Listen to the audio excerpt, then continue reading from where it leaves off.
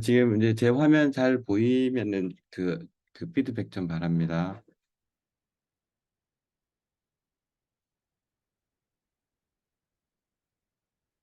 네, 알겠습니다. 자, 예, 저는 그 대구 가톨릭대학교 컴퓨터 소프트웨어학부에서 교수로 일하고 있는 김동주라고 합니다. 오늘 여러분들께 전해드릴 내용은 그 5G 이동통신에 대해서 얘기를 하는데 그 전에 그 이동통신에 대해서 전반적인 사항들을 한번 좀 점검을 해보고 그러고 나서 5G 기술에 대해서 좀 알아보도록 하겠습니다. 시작하겠습니다. 자, 먼저 이제 통신의 개념과 수단에 대해서 잠깐 얘기를 좀 해보겠습니다. 통신이라고 하는 것은 뭐 쉽게 말하면 그냥 의사 정보 전달을 하는 겁니다. 그 방법으로는 뭐 전화도 있을 수 있고요, 우편도 있을 수 있고, 전신도 있을 수 있고, 아니면 사람이 직접 가는 방법도 있습니다. 그리고 신호라는 거는 한쪽에서 다른 쪽으로 정보를 전달하는 방법을 신호라고 합니다. 일반적으로 지금 그 제가 그 말로 입으로 그 얘기를 하고 있잖아요. 이렇게 목소리가 전달되는 것도 공기라는 매질을 통해서 음파가 전달이 되는 거고, 그 다음에 눈으로 보는 이런 것들도 이제 시각 정보가 그 빛을 통해서 전달되는 겁니다. 이렇게 어떤 정보가 전달되는 데 있어서 그게 인간이 어떤 의미를 부여해 놓은 것을 가지고 신호라고 얘기를 합니다. 그 중에서도 이제 특별히 통신을 약간 다르게 말을 합니다. 통신이라는 거는 사람들이 뭐 표정, 손짓, 뭐 몸짓, 그림 뭐 이런 것들을 통해서 내 의사를 다른 사람한테 전달할 수 있고 그리고 그 의사 전달하는 방법이 단순히 그 물리적으로 가까운 거리에 있는 뭐 사람뿐만이 아니라 그 물리적으로 먼 거리에 떨어져 있는 사람에게도 의사나 정보를 전달할 수 있는 방법 그런 것을 이제 통신이라고 표현을 합니다. 영어로 커뮤니케이션이라고 하고요. 장소의 이동이나 뭐 전달 기능을 이제 하게 됩니다. 통신이라는 걸 통해서 우리는 지금 현재 지구 반대편에서 일어나는 일들을 거의 실시간으로 알 수가 있기도 하지요. 그런 식으로 저 먼 거리에 있는 내용도 쉽게 전달이 가능한 것을 이제 통신이라고 얘기를 합니다. 신호는 사람과 사람이 정보를 전달하는 데 있어서 그 접촉하는 방법을 신호라고 얘기를 합니다. 의사소통에 있어서 뭐 손짓으로 뭔가를 할 수도 있을 것이고요. 그 다음에 음성을 통해서도 얘기를 할 수 있고, 그리고 몸짓을 통해서도 얘기를 할 수가 있습니다. 그리고 그림을 통해서도 이야기할 수가 있어요. 그림이라고 하는 것이 이제 특별한 의미가 있는데, 우리가 일반적으로 그냥 그냥 그림을 그려서 뭐 풍경화를 그린다거나 사람을 그린다거나 하잖아요. 그런 그림들 중에서 우리가 특정한 의미를 부여하고 있는 그런 그림을 문자라고 표현을 합니다. 문자는 그 서로 그 데이터를 사람과 사람이 주고받는 용도로 사용하는 것을 이제 문자라고 하는데 그 중에서도 그러니까 그 정보를 전달하는 용도로 사용하는 그림을 우리가 문자라고 표현을 합니다. 신호를 통해서 이제 상대방한테 의사소통을 하는 것이 통신입니다. 그 통신을 하는 데 있어서 그 신호를 어떻게 전달할 것인가 그 방법을 이제 통신 수단이라고 표현을 합니다. 그게 바로 옆에 있을 때는 직접적으로 그냥 말로 표현을 해도 되고 아니면 몸짓을 해도 되고요. 그림을 그려서 보여줄 수도 있고 문자로 전달할 수도 있습니다. 근데 이제 거리가 뚝 떨어져 있는 경우에는 이 신호를 내가 지금 말로 하고 있는 신호를 지금 그 우리가 지금 물리적으로 같은 공간에 있지 않잖아요. 이렇게 서로 물리적으로 떨어져 있는 공간에 대해서도 음성이라든가 아니면은 그림이라든가 문자라든가 몸짓 이런 것들이 전달될 수 있는 방법이 필요한 겁니다. 그 전달되는 방법을 통신수단이라고 표현을 합니다. 옛날에는 뭐 소식을 전달할 때 편지를 보내기도 했고요. 그 다음에 말을 타고 이동하는 기마로 그 신호를 전달하는 방법을 이제 파발이라고 하기도 하고요. 그러니까 말로 전달하는 걸 그 파발 중에서도 기발이라고 얘기를 하고, 그 다음에 직접 사람이 걸어서 가는 걸 보호발이라고도 표현을 합니다. 그러니까 이제 편지를 통해서 혹은 파발을 통해서 아니면 마을에다가 방을 붙여서 통신을 할 수가 있었습니다.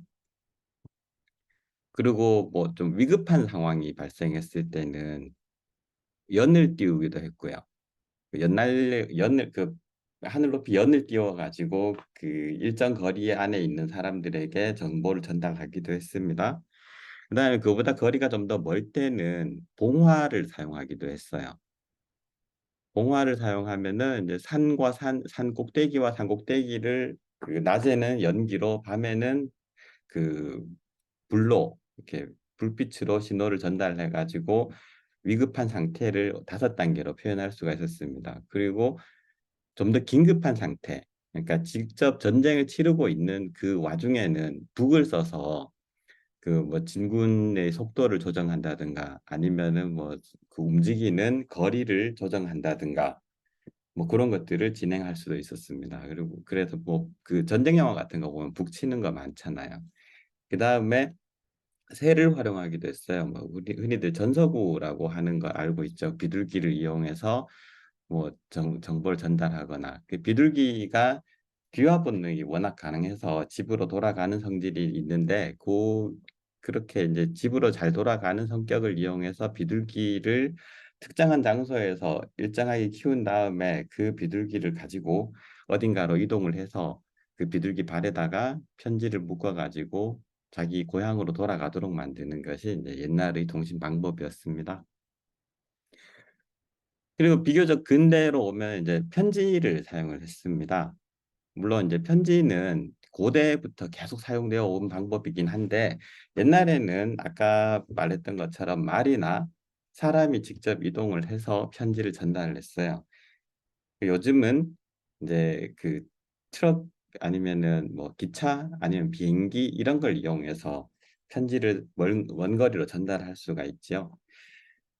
그 다음에 텔레비전을 이용해서 신호를 전달하기도 합니다. 그리고 무전기를 사용하기도 하고요. 그리고 비교적 최근에는 휴대전화를 사용하고 있습니다. 그리고 뭐 방송, 사진, 영상, 채팅, SNS, 이메일 이런 것들을 사용해서 통신을 하기도 합니다. 지금 일반적으로 가장 많이 사용되고 있는 게 아마 여러분들도 많이 쓰고 있을 건데, 채팅, SNS, 이메일 이걸 많이 쓰고 있죠. 그런 채팅이나 뭐 SNS나 이메일에 전달하는 내용이 일반적으로 글이거나 아니면 사진, 영상 뭐 이런 것들을 많이 전달하게 됩니다. 그다음에 요즘 뭐 그 초등학생들 꿈을 물어보면 제일 많이 나온 게 유튜버라고 하잖아요. 예, 방송이라는 게 꼭 대형 방송을 얘기하는 것만이 아니라 그냥 그 소규모로 하는 그런 그 1인 방송도 포함이 됩니다. 그 장소에 따라서도 이제 다양한 통신 방법이 존재합니다. 그 예를 들어서 물속 같으면은 이제 수신호를 사용하는 게 일반적이고요. 아니면은 조명을 사용하기도 합니다. 특히나 뭐 원거리에 떨어져 있을 때는 조명을 이용해서 그, 손에 손전등을 이용해서 뭐 그 모스 기호 같은 걸 전달하기도 하지요. 그리고 뭐 영화 같은 데 보면 잠수함과 잠수함이 서로 도킹했을 때 그 잠수함 표면을 두드려 가지고 신호를 전달하기도 합니다.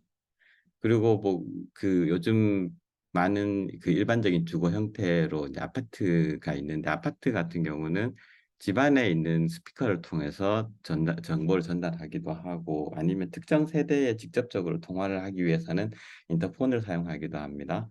그리고 뭐 왼쪽에 있는 그 저기 마이크 그림이 있죠. 마이크를 이용해서 시골에서는 아직도 이제 뭐그 이장님이 그 마이크를 이용해서 또 통신을 하기도 합니다. 동네 사람들한테 뭐 내용을 전달하고 그러죠. 마을 방송을 통해서. 그다음 문자 메시지를 주고받기도 하고요. 상황에 따라서는 뭐 당연히 또 우리가 일반적으로 가장 많이 사용하고 있는 스마트 기기가 일반적으로 많이 쓰이고 있고요. 그다음에 무전기를 쓰기도 하고 또 내비게이션을 이용해서 그 정보를 전달하기도 합니다. 뭐 내비게이션은 그냥 단순히 길 찾기 하는 건데 그게 무슨 정보를 전달하는가라는 생각을 할 수도 있는데 그 실제로 그 자동차를 운행하다 보면 내비게이션이 근처의 교통 정보를 새로 받아서 이제 새로운 경로를 찾는데 활용하기도 해요. 그래서 특정 경로가 너무 막힐 때는 다른 방향으로 그 옮겨서 그 갈 수 있도록 새로운 길을 제시하기도 합니다. 그렇게 교통 정보 같은 것들을 전달하기도 하고 날씨 정보를 전달하기도 하고 이게 이제 그 이동통신망을 이용하기도 하고 위성을 이용하기도 하는데 하여튼 그런 내비게이션을 이용해서도 정보가 전달이 됩니다. 그리고 앱 많이 사용하죠. 스마트폰에 있는 앱이라든가 아니면 자동차 요즘에 이제 스마트 자동차가 나오면서 자동차에도 안드로이드나 뭐 이런 운영 체제가 설치가 되고 거기에서 그 앱을 다운로드 받아가지고 사용할 수 있게 되어 있어요. 그래서 그런 앱을 통해서도 정보가 전달됩니다. 그리고 지금 하고 있는 것처럼 이렇게 화상을 이용한 그 수업을 통해서도 정보가 전달이 되죠. 그다음에 뭐 메신저 같은 거는 아주 많이 사용을 하고 있습니다. 여러 가지로 이제 사람들이 정보를 전달하기 위한 수단으로 온갖 것들을 많이 만들어냈어요. 뭐 아까 말했던 것처럼 직접 가기도 하고 산 위에다가 불을 붙이기도 하고 뭐 연기를 띄우기도 하고 여러 가지 방법을 썼는데 좀 더 빠른 방법이 필요했습니다. 그리고 그걸 빠른 방법을 통해서 문자를 전달하고자 했어요. 그런 걸 하기 위해서 이제 시간과 공간을 넘어서 뭐 지구 반대편이라든가 아니면 우주까지 뭔가 정보를 전달할 수 있는 방법으로 만들어진 게 전기통신입니다. 문자를 이용해서 뭐 그 사람, 말, 자동차, 비행기 뭐 이런 것들을 통해서 이동하는 거는 그 물리적인 방법에 의존을 해야 돼요. 그 물리적인 방법을 통해서 정보를 전달하는 것은 시간이 많이 걸립니다. 아무리 빨라도 하루 정도는 걸리게 되죠.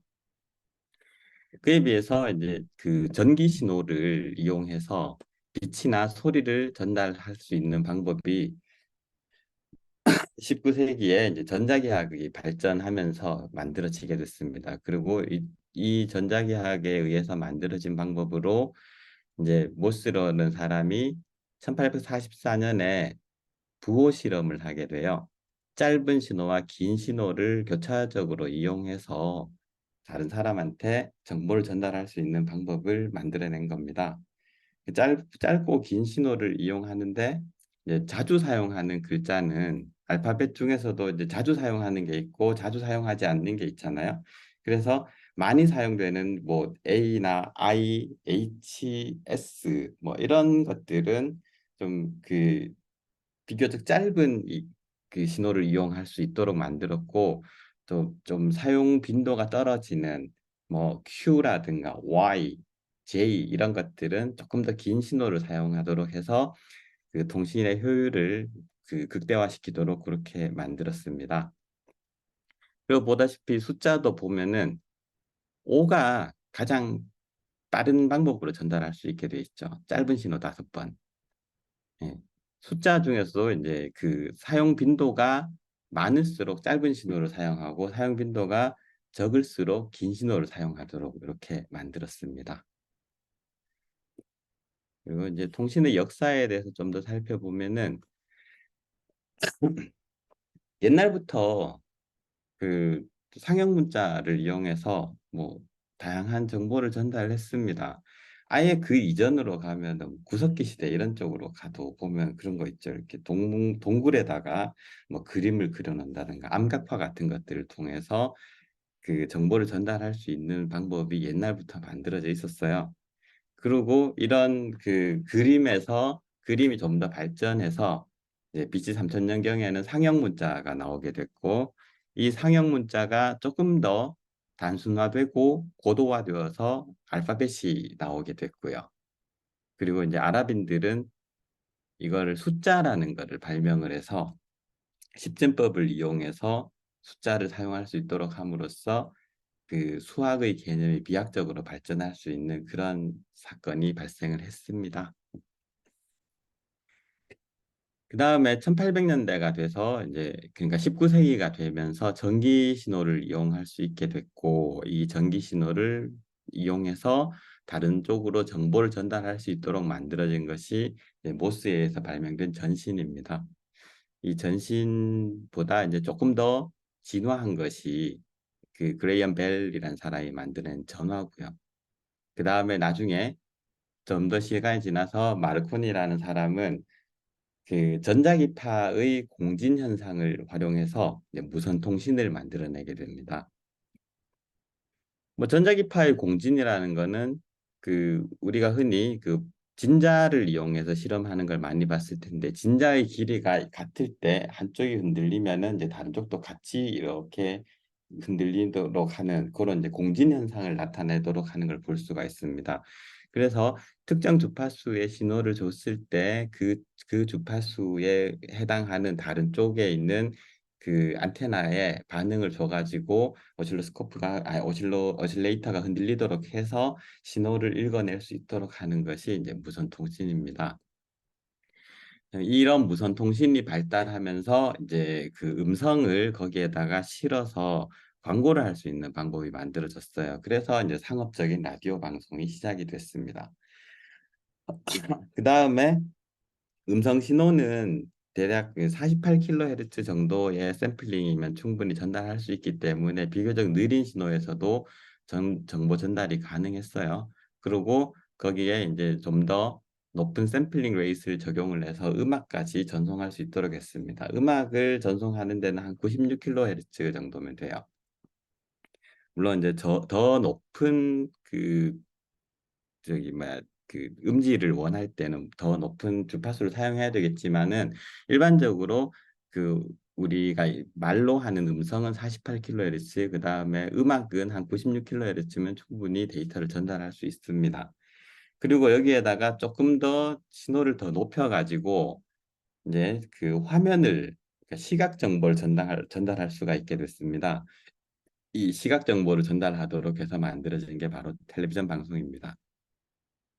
텔레비전 방송을 이용하게 되니까 이제 그 가로 세로 픽셀이라는 개념인데 이제 화면을 구성하는 점 개수를 그 1초에 24번 이상 그 전송할 수 있게 되고 그거를 그 뭐 텔레비전 수상기를 통해서 그 화면을 보여줄 수 있도록 해서 텔레비전 방송을 하게 됐습니다. 20세기 들어서 일어난 일입니다.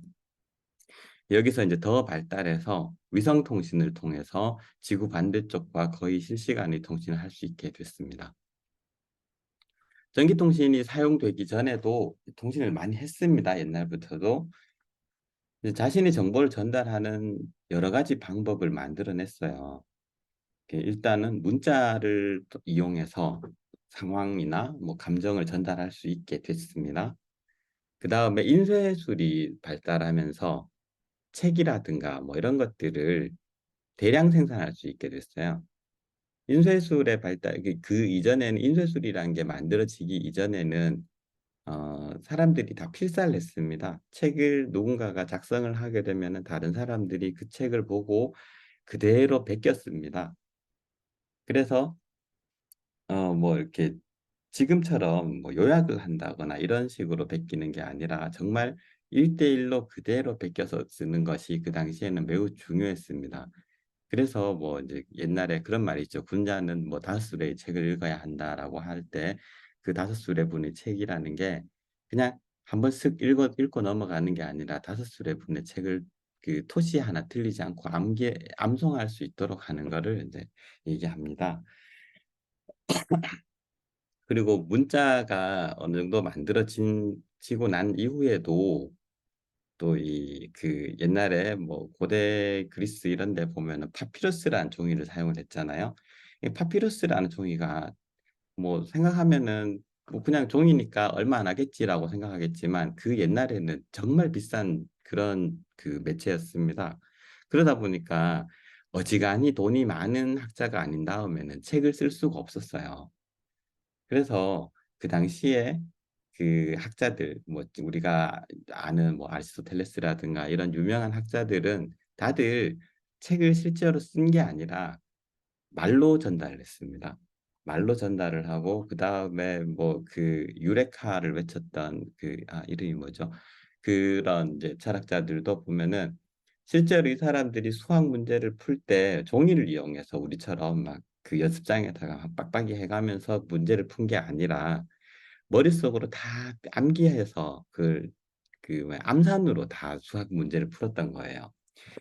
그러다 보니까 이제 그 종이를 이용해서 전달하는 것이 비교적 어려운 일이었는데 그러다가 이제 15세기쯤 돼서 이제 그 인쇄술이 발달을 하게 되고 그 이전에 이미 이제 종이는 좀 더 대중화가 됐고 그러면서 대량의 정보를 다양한 방법으로 전달할 수 있도록 하게 된 겁니다. 그래서 이제 정보를 대량 생산할 수 있는 세월이 오게 됐고요. 그런데 이제 여기서도 여전히 문제가 있어요. 여전히 사람이 직접 뭐 보침에 짊어지고 가든지 아니면 말에 싣고 가든지 아니면은 그 수레에 싣고 이동을 해서 원거리에 있는 사람들에게 책을 보급해야 됐습니다. 그리고 이제 뭐 전쟁이라든가 이런 급한 상황이 왔을 때 아니면 첩보원들이 이동하거나 했을 때는 뭐 소리, 뭐 새, 연기 이런 것들을 통해서 멀리 있는 사람들에게 정보를 전달했어요. 전기통신을 사용하면서부터 이제 다양한 형태의 통신 혁명이 드디어 이제 일어나기 시작했습니다. 19세기 들어서 모스에서 전신기가 발명이 되고 그다음에 이 모스가 전신기를 통해서 부호를 전달해서 실제로 문자를 전달할 수 있는 방법을 만들어냈고요. 그다음에 벨이 전화기를 발명해서 문자가 아니라 이제 음성을 전달할 수 있는 방법을 만들어냈습니다. 그리고 그 전화를 통해서 전달하는 소리나 아니면 모스 전신기를 통해서 전달되는 신호는 일회성이에요. 사라집니다. 모스 부호를 막 그 한쪽에서 보냈는데 받는 쪽에서 그거를 받아 적지 않으면 그냥 사라집니다. 아니면은 듣는 사람이 그냥 듣고 자기가 이제 이게 내용이 뭐다라고 다른 사람들한테 전달을 해야만 하는 거였어요. 전화 역시도 전화로 통화하는 동안 내 목소리가 전달되고 그다음에 통화가 끝이 나면은 이제 끝이죠. 그걸로 전달 내용이 저장이 되지 않았어요. 근데 이런 그 저장되지 않고 사라지는 휘발성 데이터에 대해서 이제 문제가 그 휘발성이라는 문제가 있었고 이 부분을 에디슨이 이제 축음기를 발명함으로 해서 소리를 저장할 수 있는 방법이 만들어졌습니다. 그리고 소리뿐만이 아니라 이제 그 화면도 그러니까 영상도 저장할 수 있는 방법이 또 이제 개발이 됐어요. 역시나 이제 토마스 에디슨이 영상을 저장하는 방법을 만들어냈습니다. 그리고 이제 이스트만이라는 사람이 영상을 저장하는 방법을 가지고 필름이라는 개념을 만들어냈어요. 필름하고 이제 카메라라는 걸 만들어서 이 사람이 이제 만든 회사가 코닥이라는 회사입니다. 코닥이라는 회사가 그 사진기하고 사진을 한 번에 저장할 수 있는 필름이라는 것을 개발을 하면서 이제 본격적으로 영화 산업이 발달을 하게 됐습니다. 물론 이제 이 영화의 그 필름이라든가 이런 것들이 만들어지는 데 있어서 근본적인 기술은 그 토마스 에디슨이 만든 기술이라서 예전에 뭐 영화 같은 경우 이제 그 에디슨이 그 저기 뭐야 특허 소송을 많이 했다고 합니다. 그 에디슨이 살았던 곳은 뉴저지주 동부 끝이고 그래서 이제 영화 만드는 사람들이 돈이 많지 않으니까 그 에디슨의 그 특허 소송을 피해서 도망간 끝에 도착한 곳이 서부 해안 끝입니다. 그래서 그게 지금 그 캘리포니아 쪽에 헐리우드 쪽에 영화 산업이 발달한 이유가 토마스 에디슨의 그 저 뭐냐 그 특허 소송 때문이라고 합니다. 뭐 어쨌든 뭐 그 덕분에 이제 서부가 많이 발달하게 된 그런 그 뭐 아이러니한 역사가 있었습니다.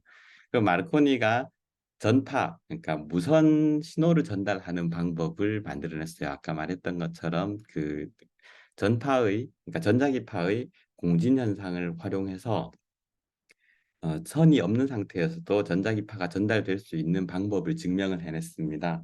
그래서 이것이 발달해서 뭐 지금의 와이파이라든가 아니면은 뭐 블루투스라든가 아니면 CDMA 같은 이동통신들, 뭐 5G 같은 이동통신들 이런 것들이 나올 수 있는 계기가 마련이 된 거죠. 이렇게 이제 전기를 이용해서 통신을 하게 되니까 이제 굉장히 많은 다양한 매체들이 만들어지게 됐습니다.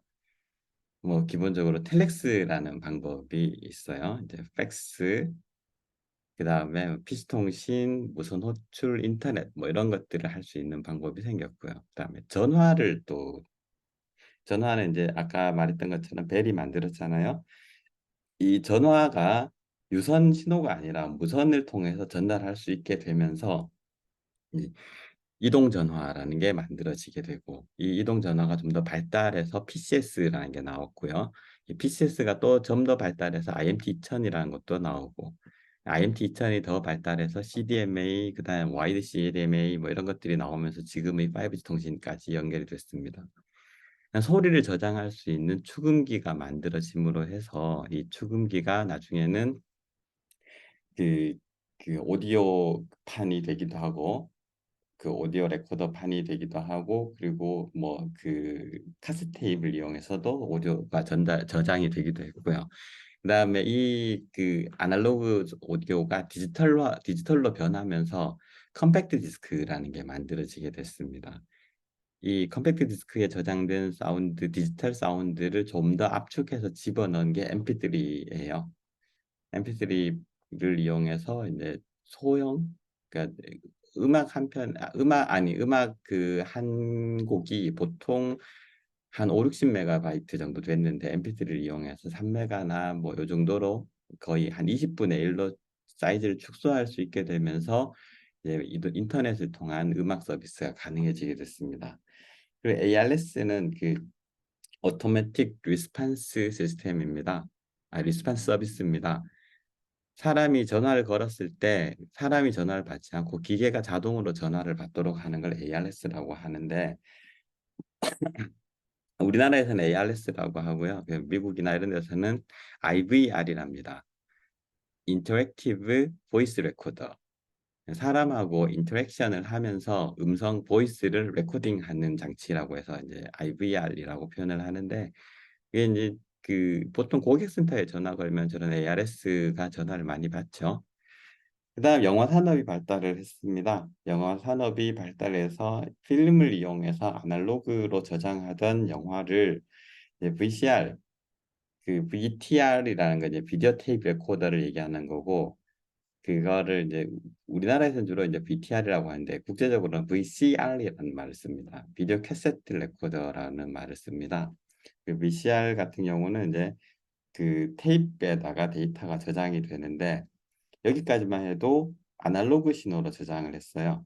그러다가 이게 이제 그 음악처럼 디지털화 되면서 CD나 DVD에 저장을 할 수가 있게 됐고 CD나 DVD에 저장을 하면서 이 음악 그 오디오 아니 영화를 압축할 수 있는 기술이 발달하면서 지금의 VOD 서비스 넷플릭스 같은 거 뭐 디즈니 플러스라든가 이런 VOD 서비스가 가능해진 시대가 왔습니다.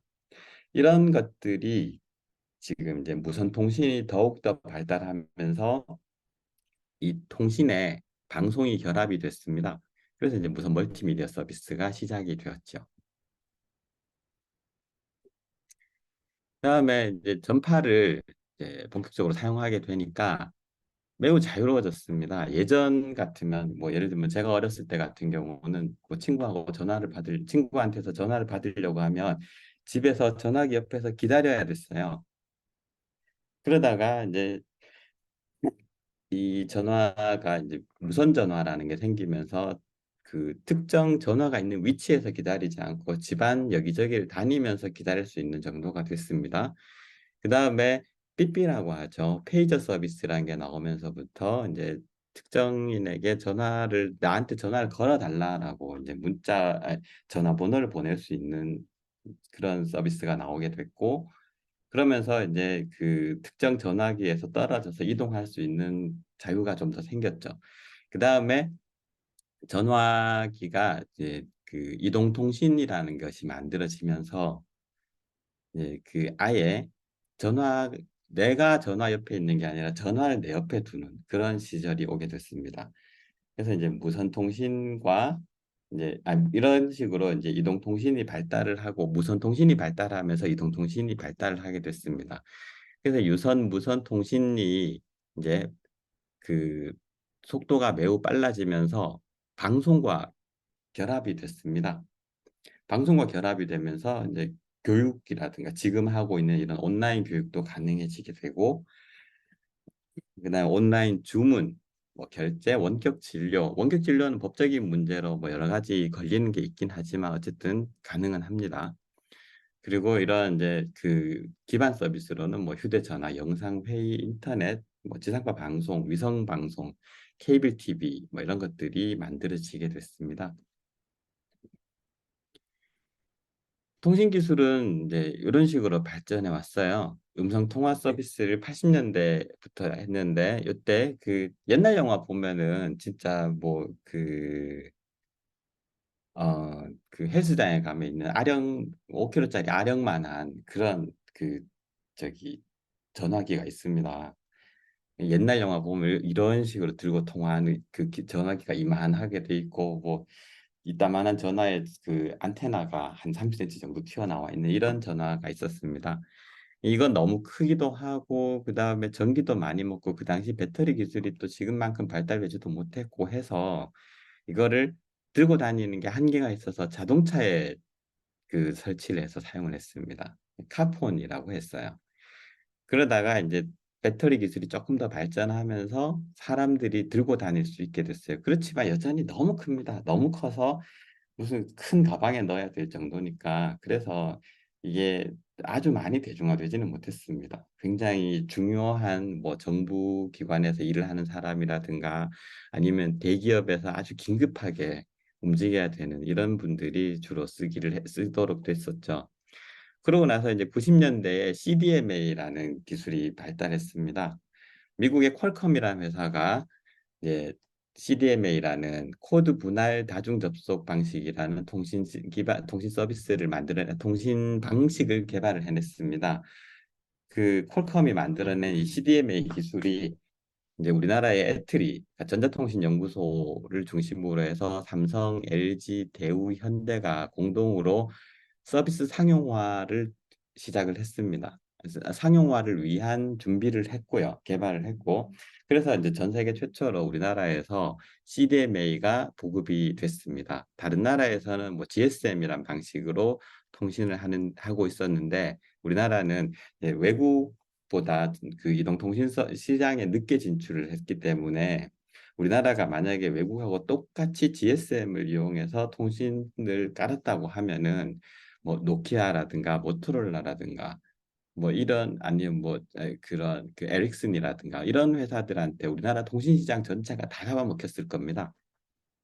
그래서 이제 후발주자로서 다른 나라의 기술을 그러니까 시장 전체를 내주지 않으면서 독자적인 기술을 만들어내기 위해서 개발했는 게 이제 CDMA 기술이고 그 CDMA 기술을 가지고 상용화를 완벽하게 성공을 시켜냈기 때문에 지금은 이 CDMA 기술이 세계적으로 이제 그 3G 통신부터는 본격적으로 세계적으로 사용이 되기 시작했습니다. 그래서 지금 사용하고 있는 건 이제 WCDMA 같은 것들이 쓰이고 있죠. 그리고 이제 뭐 이런 것들이 더 발달해 가지고 뭐 인터넷이라든가 이런 검색까지도 가능해진 게 됐고요. 그 다음에 이 WCDMA, 와이드 CDMA가 더 발달해가지고 만들어진 게 와이브로입니다. 와이브로 역시 우리나라 독자적인 규격으로 만들어진 서비스입니다. KT에서 상용화를 했고요. 뭐 결과적으로 실패를 하긴 했지만 어쨌든 그 여전히 이제 그 세계적인 다른 통신 대기업들한테 우리나라 시장을 뺏기지 않고 전 세계적인 통신 주도권을 잃지 않으려고 이제 독자적인 서비스를 개발했던 거고요. 뭐 어쨌든 그렇게 해서 와이브로 서비스도 그 했다가 뭐 어쨌든 실패하긴 했지만은 뭐 독자적인 기술을 많이 확보할 수가 있게 됐습니다. 그래서 이때부터 이제 위치 기반 서비스가 가능해지고 UHD급 영상 서비스도 가능해지고 뭐 그렇게 됐습니다. 그다음 최근 들어서는 이제 그 본격적으로 5G 시대가 됐습니다. 5G 시대가 되면서 이제 그 뭐야 비약적으로 통신 속도가 빨라짐으로 해서 여기저기에 필요한 통신 내용을 통신 수요를 다 감당할 수 있게 됐어요. 그래서 이제 스마트 교육이라든가 스마트 팩토리라든가 IoT 이런 쪽으로 본격적으로 이 통신 서비스가 사용될 수 있게 된 거죠. 그다음 지금 전 세계적으로 열심히 개발을 하고 있고 우리나라도 주도권을 잃지 않으려고 열심히 지금 개발을 하고 있는 게 6G입니다. 6G는 지금 5G보다 훨씬 더 빨라집니다. 1테라비트의 속도로 통신할 수가 있게 돼요. 그러니까 지금보다 50배나 빨라집니다. 뭐 지금도 그 영화 한 편 다운로드 받는데 보통 뭐 그 한 2기가바이트 정도 되는 영화라고 하면 뭐 1분에서 늦어도 한 5분 안에는 다운로드 받을 수 있잖아요. 근데 이제 뭐 그 한 10기가 정도 되는 영화 한 편을 1초 안에 다운로드 받을 수 있는 그런 서비스로 지금 진행을 하고 있습니다. 그게 만들어지게 되면 본격적으로 이제 뭐 플라잉 카라든가 그 날아다니는 자동차들이 실시간으로 근처에 그 인프라와 통신을 하면서 그 뭐 정보를 전달 그 주고받고 하면서 인공지능 서비스를 이용해서 안전을 보장할 수 있는 그런 식으로 진행될 수가 있게 되고요. 그다음에 뭐 아직까지 제대로 그 완벽하게 구현되어 있는 건 아니지만 3차원 영상을 만들어낼 수가 있죠. 3차원 영상을 만들어내서 이거를 홀로그램으로 표현할 수가 있는데 이런 것들을 서비스하기 위해서는 지금 이 2차원 평면 서비스보다는 그 3차원이니까 훨씬 더 많은 그 세제곱의 데이터량이 필요해지는데 그런 것들을 보낼 수 있도록 하기 위해서 이제 계속해서 더 빠른 속도의 그 서비스가 개발되고 있습니다. 이렇게 이제 통신이 발전을 해서 지금은 이제 이동통신 시장이 그 일반적입니다. 아, 근데 여기서 이제 여러분들이 한 가지 조심해야 되는 게 있어요. 이동통신 시장이 매우 발달해 있지만 어쨌든 그 근본은 유선입니다. 이동통신은 우리가 이렇게 스마트폰을 사용하잖아요. 스마트폰을 이용해서 뭔가를 하는데 이 스마트폰에서 기지국까지만 무선입니다. 기지국을 지나고 나면은 기지국부터 그 뒤에 백번망으로 연결된 건 전부 다 유선이에요. 그러니까 무선망이 발달했다고 해도 무선망은 맨 끝에 있는 단말기에서만 무선이지 나머지는 다 유선입니다. 그러니까 여전히 그 무선망이 아무리 중요하다고 해도 무선망만으로는 제대로 된 통신을 할 수가 없습니다. 그래서 제대로 된 유선망이 갖춰지지 않으면 무선망을 제대로 서비스를 할 수가 없게 돼요. 어쨌든 그렇게 해서 이제 이동통신이 엄청나게 발전을 하고 있습니다. 그래서 이제 그 이 이동통신이라는 거는 뭐 음성, 영상 데이터 이런 것들을 시간, 장소와 상관없이 이동하면서도 사용할 수 있도록 하는 걸 이제 이동통신이라고 합니다. 전 세계적으로 보면은 뭐 그 여기 북미 쪽, 그 다음에 남미, 브라질이라든가 뭐 이런 쪽, 그 다음에 아르헨티나, 중국, 인도, 한국, 일본, 러시아, 유럽 이런 쪽에서 아주 많이들 그 이동통신을 사용하고 있습니다. 그리고 아프리카 같은 경우는 그러니까 유선 통신 시장에서 아프리카는 그 제대로 인프라를 구축하지 못했어요. 그래서 아프리카는 이 아프리카 대륙 전체를 해안으로 감싸서 유선망을 만든 다음에 이 유선망을 다시 그 내륙으로 무선으로 전파하는 그러니까 아예 그냥 처음부터 무선망으로 가는 걸 만들고 있습니다. 그리고 그 외에도 요즘 그 뭐 우크라이나 전쟁 때문에 그 얘기가 나왔던 그리고 또 이스라엘과 하마스의 전쟁 때문에 얘기가 나왔던 그 일론 머스크의 스타링크라는 것도 있죠. 스타링크는 이제 우주에다 위성을 쏴 올려가지고 이제 전 세계가 통신할 수 있도록 하는 건데 뭐 그 지금도 그 계속 올라가 있고 이제 앞으로도 계속 위성을 더 많이 쏜다고 합니다. 그리고 그 뭐 거기 말고 그 페이스북 같은 경우도 드론을 전 세계 곳곳에다가 많이 띄워가지고 전 세계의 무선 인터넷망을 만들겠다라는 포부를 밝혔던 적이 있었습니다. 물론 이제 지금은 중지를 하긴 했는데 예전에 한때 그 페이스북이라든가 트위터 그다음에 뭐 구글, 마이크로소프트 이런 데가 다들 전 세계적인 통신망을 만들기 위해서 애를 많이 썼습니다. 그중에서 현재 가장 성공적으로 되고 있는 거는 뭐 그 저기 뭐야 그 일론 머스크가 만든 스타링크가 현재 이제 가장 유명하고요. 네, 뭐 이렇게 이제 이동통신이 시작이 됐는데 1세대에는 AMPS라고 했습니다. 아날로그 모듈러스입니다. 음성 통화만 가능합니다. 오디오 통신을 하는 그 1세대 통신, 1G, First Generation이라고 합니다. 그때는 이제 FM 주파수 변조 방식을 이용해서 이제 신호를 전송을 했어요. 근데 이제 단순하게 음성 전송을 하는 거를 그냥 그 FM으로 바꾼다는 거는 이제 하이 프리퀀시 그 데이터를 만드는 것뿐이라서 이거는 그냥 아무나 하이제킹을 할 수가 있어요. 그래서 그 저기 뭐야 그 뭐냐 주파수만 동일하게 맞춰주면 누구나 그 하늘에 지나가는 신호를 그냥 감청을 할 수가 있게 됩니다.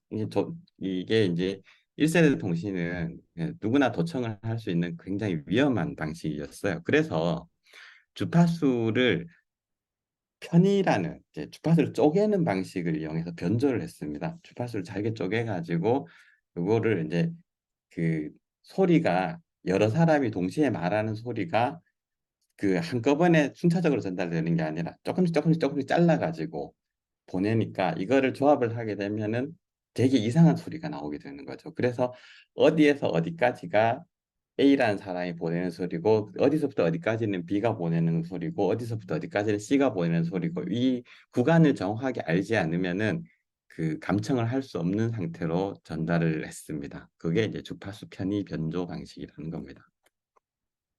2세대 통신이 만들어졌습니다.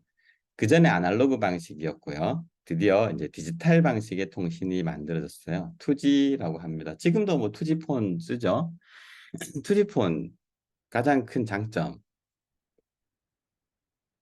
위치를 모릅니다.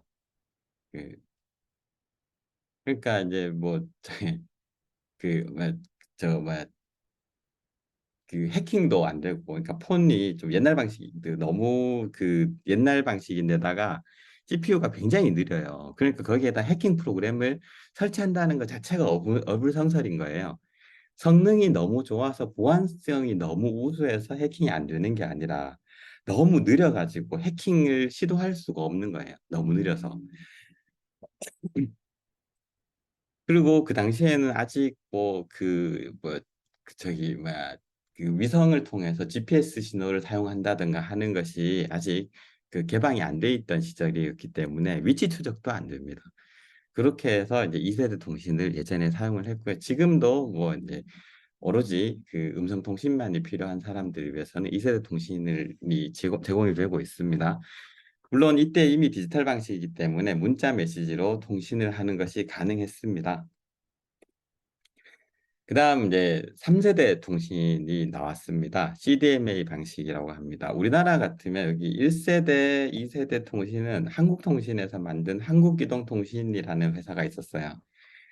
그 지금의 KT 혹은 KT 이전에 있었던 KTF하고는 또 다른 회사로 한국이동통신이라는 회사가 있었는데 KT 그러니까 그 당시에 한국이동통신이라는 자회사를 만들어서 이 이동통신 서비스를 시작을 했습니다. 그 한국이동통신을 지금의 SK그룹 그때는 이제 선경이었습니다. SK그룹이 그 인수를 하게 돼요. 그게 지금의 SK텔레콤이 됐고 SK텔레콤이 성장을 하니까 이제 KT가 보니까 배가 아프잖아요. 그래서 2세대 통신에서 그 이걸 어떻게 따라가나 절치부심을 하고 있었습니다. 근데 이때까지만 해도 SKT 단독으로 서비스가 됐어요. 그러다가 드디어 이제 3세대 통신 아니 2세대 CDMA라는 통신 방식이 이제 본격적으로 들어서면서부터 SKT 외에도 이제 그 저기 뭐야 그 KT하고 그 LG가 데이터 서비스를 시작하게 됐습니다. 통신 서비스를 시작하게 됐습니다. 그래서 이제 이때 이제 디지털 통신을 하면서 CDMA 방식으로 PCS라는 퍼스널 커뮤니케이션 서비스라는 방식의 이제 이동 통신 서비스가 시작이 된 거죠. 그래서 이제 그 전에 그 SK텔레콤 독점 시장이었던 이동 통신 시장이 지금이 3파전으로 바뀌게 된 겁니다. 그리고 이제 3세대 2000년대가 되면서 그 CDMA, WCDMA라고 합니다. CDMA 2000이라고 합니다. CDMA 2000이라는 세대가 되면서 이제 3세대 음성통신 서비스가 나타나게 됐습니다. 이제 2세대에 비해서 비약적으로 빨라졌습니다. 물론 지금에 놓고 보면은 엄청 느립니다. 지금도 이제 그 가끔씩 이제 5G로 쓰다가 데이터 다 돼서 LTE만 가도 엄청 느리잖아요. 그 LTE가 4세대 통신인데 3세대 통신은 더 느리겠죠. 그렇지만 이때도 이미 이제 파일 전송이 가능해졌고 그다음에 이메일도 가능해졌고 해서 이 3세대 이동 통신에서부터는 본격적으로 그 폰을 이용해서 그 게임을 서비스를 한다든가 아니면 폰을 이용해서 주식 거래를 한다든가 하는 것들이 본격적으로 시작이 됐습니다. 그리고 이제 이 3세대가 좀 더 발달해서 3.5세대, 3.7세대, 3.9세대 이렇게 왔는데 그중에서 이제 LTE 서비스는 3.9세대에서부터 시작해서 4세대 통신까지 쭉 이어지게 됩니다.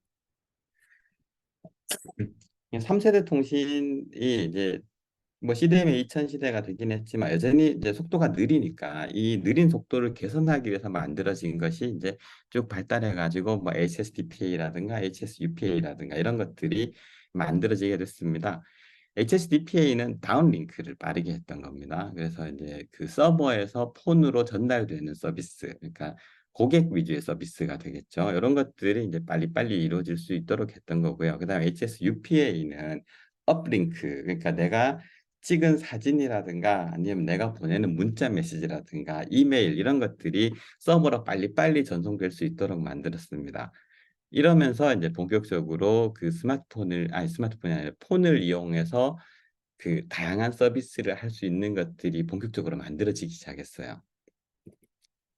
그리고 이제 4세대가 나옵니다. 여기서 보면 3.9세대에 이미 LTE 서비스는 만들어졌습니다. 근데 이제 이때까지만 해도 아직 그 LTE를 이제 3세대라고 했지 4세대라고 하지는 않았는데 이제 4세대 통신이 된 거는 이제 LTEA라고 합니다. LTE Advanced. LTEA라는 것이 나오면서부터 이제 4세대 이동 통신이 됩니다.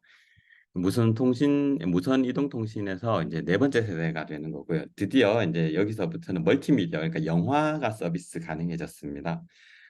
영화를 서비스할 수 있게 됐고 인터넷을 본격적으로 쓸 수 있게 되면서 이제 그 폰에서 제대로 된 서비스들이 나오게 됐죠.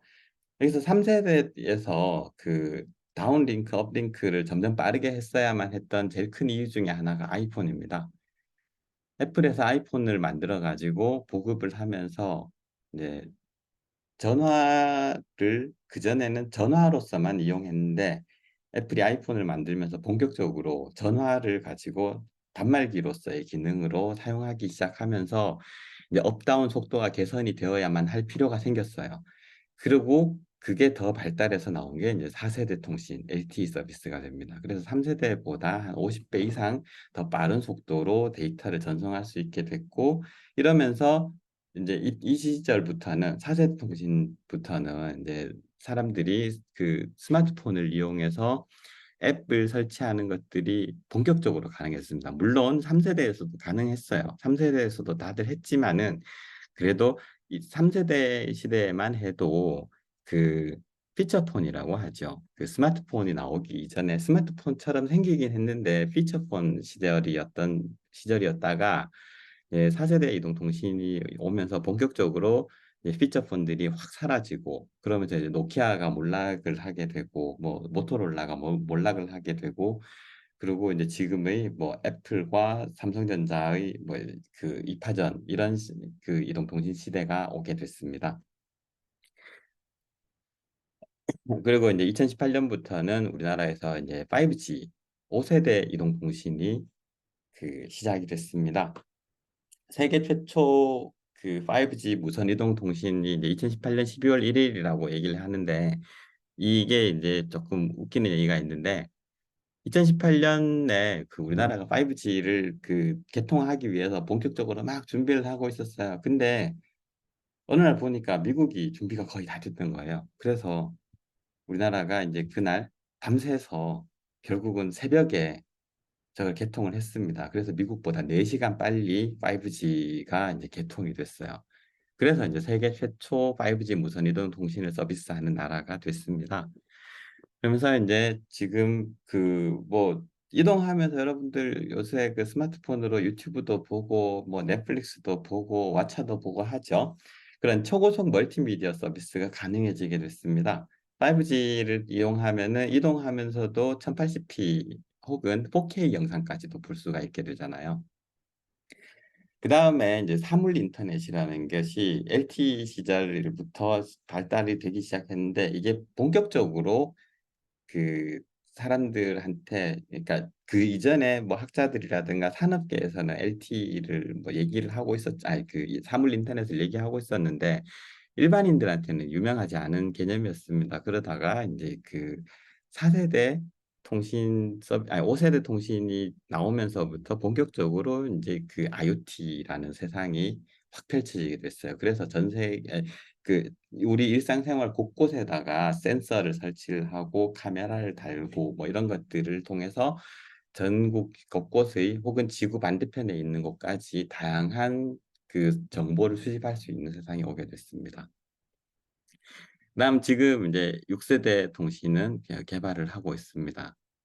초당 100기가 이상 속도를 구현할 것으로 예상이 되고 있고요. 네, 이때가 되면은 이제 본격적으로 이제 더 이상 지금까지 이제 느린 뭐 지금도 상당히 빠르긴 하지만 지금보다 훨씬 더 빨라지고 모든 인터넷 서비스가 이제 뭐야 IPv6로 변경되면서 이제 거의 무한의 기기들이 인터넷에 물릴 수 있는 그런 세상이 올 것으로 보입니다.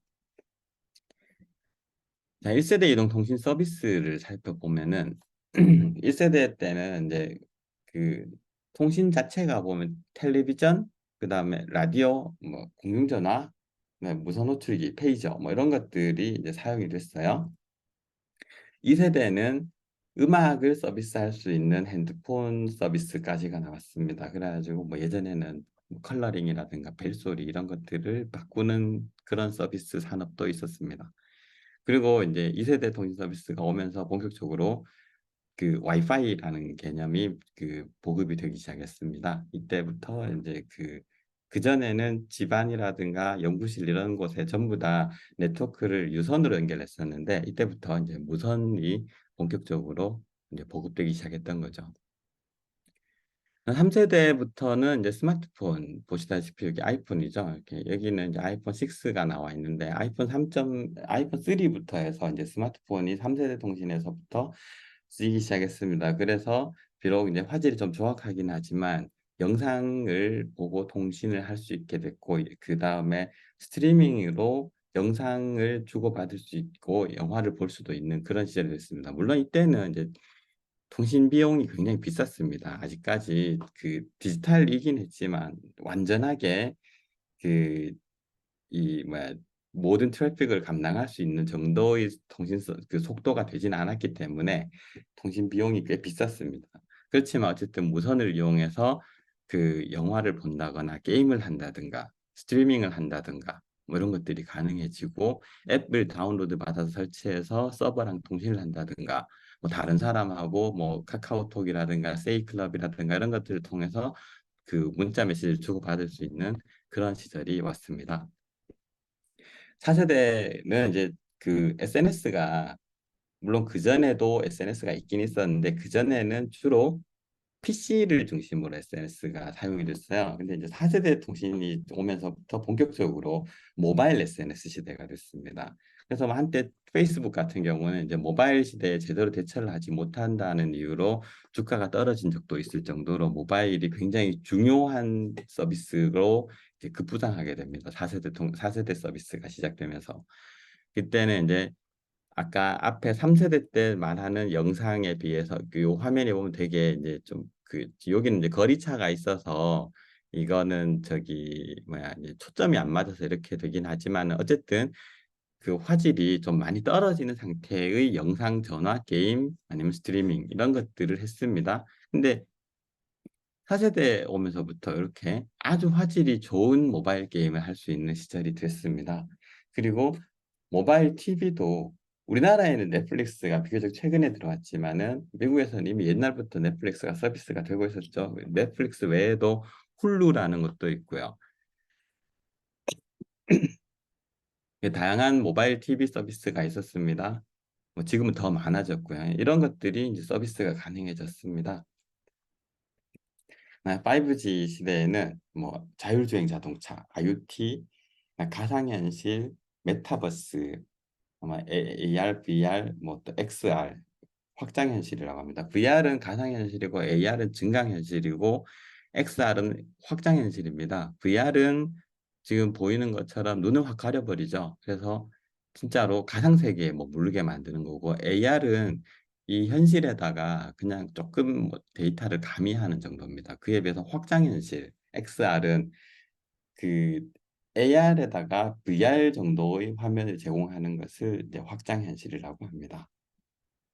이런 것들이 가능해진 시대가 됐고요. 그다음에 원격 교육, 원격 의료 이런 것들이 가능한데 이게 이제 코로나 때문에 좀 확 빨라졌죠. 메타버스라든가 뭐 원격 교육 이런 것들이 서비스 속도가 급격히 빨라지면서 이제 거기에 대한 그 피로감도 빨리 오게 됐고 또 거기에 대한 이제 한계도 빨리 인식이 됐고 그래서 개선책도 빨리 찾아내고 있는 중입니다. 자, 이렇게 이제 했는데 각각의 세대별 그 통신의 이제 핵심 기술을 한번 살펴보도록 하겠습니다. 먼저 그 1세대 이동 통신은 아날로그 방식 통신입니다. 음성 위주로 서비스를 제공을 했고요. 93년에 뭐 그 시카고 아메리텍이 그 아날로그 이동 통신 방식으로 이제 처음 서비스를 시작을 했습니다. 예. 그냥 무선 통신하고 이동 통신은 좀 다릅니다. 무선 통신은 송수신기가 그냥 데이터를 주고받으면 무선 통신이에요. 이게는 이제 뭐 무선 마이크도 되고요. 그 다음에 무선 이어폰도 가능하고 무선 마우스도 그냥 무선 통신입니다. 그냥 RF라고 표현을 합니다. 그에 비해서 이동 통신은 모바일 커뮤니케이션이라고 약간 다른 용어를 써요. 모바일 커뮤니케이션, 그 이동통신이라는 건 여기서 이제 이동이라는 말이 뜻하는 게 뭐냐 하면 통신 서비스 자체가 움직인다는 뜻입니다. 송신기와 수신기가 고정돼 있지 않아요. 그러니까 전화를 가지고 쭉 이동을 하게 되면 거리를 쭉 지나가게 되면은 이쪽에 있는 그 기지국과 그 전화기가 통신을 해요. 그러다가 이 기지국에서 충분히 거리가 멀어지고 나면 더 이상 이쪽이랑 통신을 하지 않고 그 옆에 있는 다른 기지국이랑 다시 이제 통신을 하게 됩니다. 이렇게 해서 그 통신 서비스가 이동을 하면서도 끊어지지 않고 새로운 장치로 계속해서 연결이 핸드오프가 이루어지도록 하는 것을 이동통신이라고 합니다. 그래서 그 고정된 기지국과 다수의 이동 가능한 단말기를 이용하고 다수의 이동 가능한 단말기는 고정된 기지국을 한 번에 하는 한 개씩 사용하지만 통신하는 동안 움직이면서 여러 개의 기지국을 거쳐가면서 통신을 할 수 있도록 만들어 놓은 것을 이제 이동통신이라고 합니다. 그러니까 이동통신이라는 게 사람이 이동해서 이동통신이라는 게 아니라 통신이라는 그 네트워크 자체가 움직인다는 뜻이에요. 그러니까 이쪽 기지국으로 연결돼 있던 네트워크가 저쪽 기지국으로 새롭게 연결되면서 이쪽에 있던 통신이 이쪽으로 그 이동을 하게 되죠. 그러니까 통신 자체가 이쪽에서 통신하던 것이 이쪽으로 그냥 전달이 돼 버리는 겁니다. 그래서 통신이 움직인다고 해서 이동통신이라고 합니다. 그리고 뭐 비슷한 개념으로 그 지금 이동 인터넷이라는 개념이 있어요. 이동 인터넷이란 건 뭐냐면 우리가 컴퓨터에 그 컴퓨터가 통신하려고 하면은 IP 어드레스를 가지고 이제 통신을 하잖아요. 근데 이 여기에서 사용하던 컴퓨터를 그 다른 데로 옮기면 새로운 와이파이 장치에 연결이 되면서 IP가 바뀌어 버리게 돼요. 근데 이동 인터넷을 사용하게 되면은 내가 여기에 있던 다른 집에 있던 다른 나라에 있건 상관없이 내 컴퓨터의 IP 어드레스는 항상 일정하게 됩니다. 그렇게 만드는 것을 이동 인터넷이라고 합니다. 그러니까 이동통신이라는 것이 사람이 움직인다는 뜻은 아닙니다. 통신이 이동한다는 뜻이고 이동 인터넷은 인터넷이 이동한다는 뜻입니다. 그러니까 무선 통신은 그냥 무선이기만 하면 무선 통신인데 이동 통신은 무선 통신이긴 하지만 모든 무선 통신이 이동 통신이라고 하지는 않는 겁니다. 좀 개념 차이가 있습니다. 1세대 이동 통신에서 이제 가장 중요한 기술은 아까 말했던 것처럼 휴대폰이 여러 기지국을 이동하면서 계속해서 서비스를 받을 수 있는 이 핸드오버 기술이 가장 중요합니다.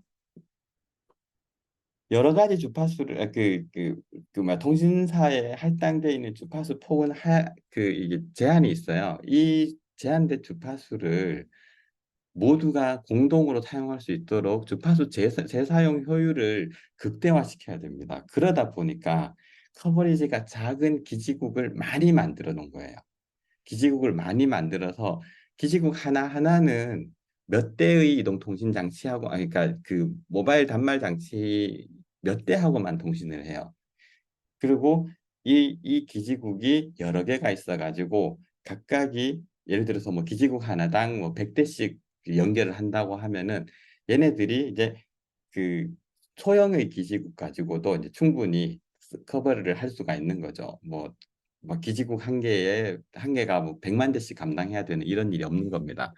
그렇게 해서 이 기지국을 여러 개를 구축을 하고 그 다음에 이쪽 기지국에 연결되어 있던 폰이 저쪽 기지국으로 연결을 옮겨갈 수 있도록 핸드오버 혹은 핸드오프라고 하는데 이런 식으로 이제 전달이 가능하도록 만들어야 했다라는 것이 이제 이동통신에 있어서 가장 중요한 기술입니다. 그래서 내가 새로운 기지국으로 연결이 된다 하더라도 기존의 통신이 끊어지지 않도록 그렇게 핸드오버 하는 것이 이제 가장 중요한 기술입니다.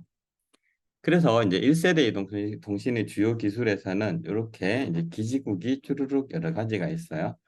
기지국 하나하나는 무선망이니까 쉽게 생각하면은 이제 그 하나의 기지국에서부터 전파가 이렇게 퍼진다고 하면은 원 형태로 그 영역이 만들어진다고 볼 수 있겠죠.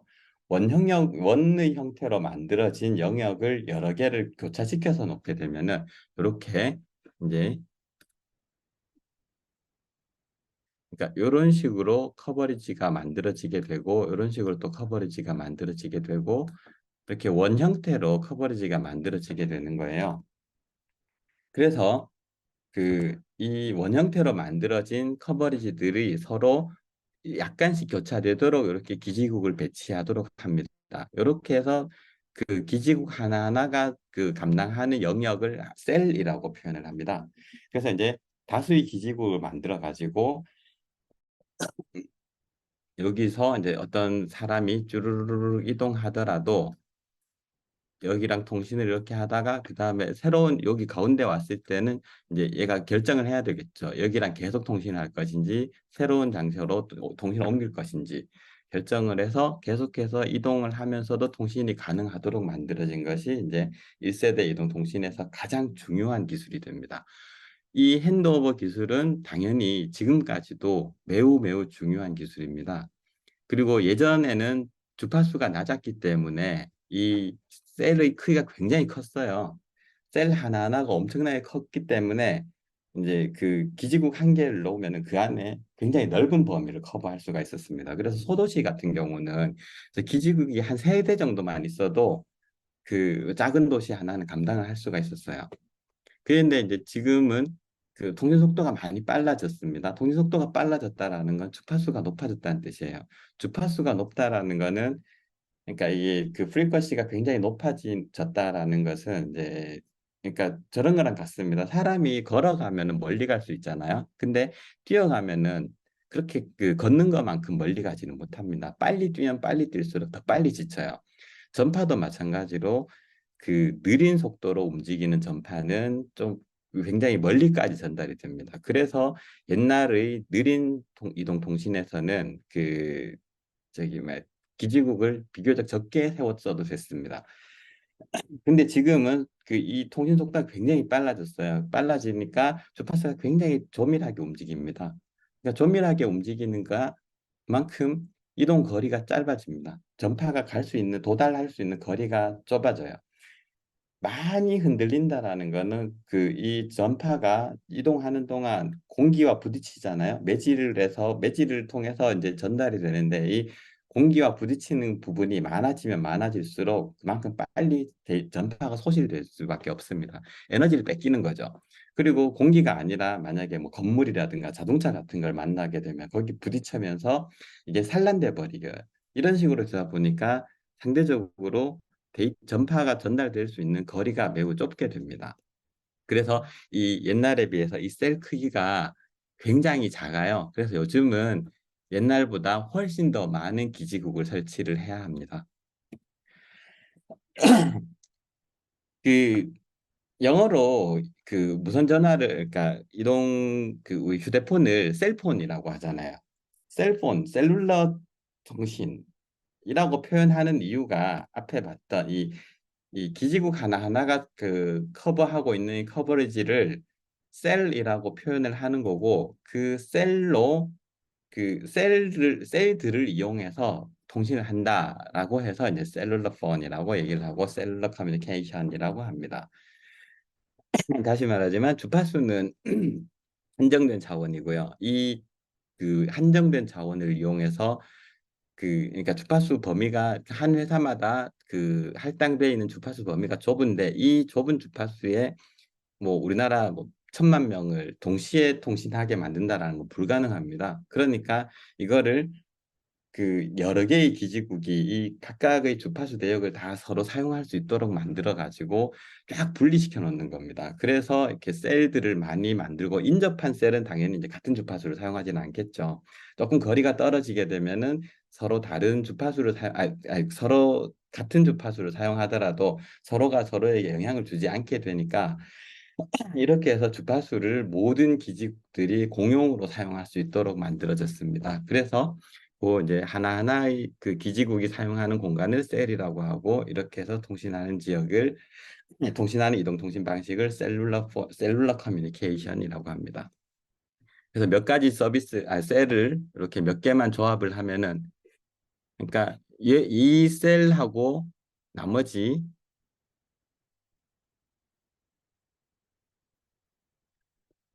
이 셀에 비해서 어, 얘네들 얘네들은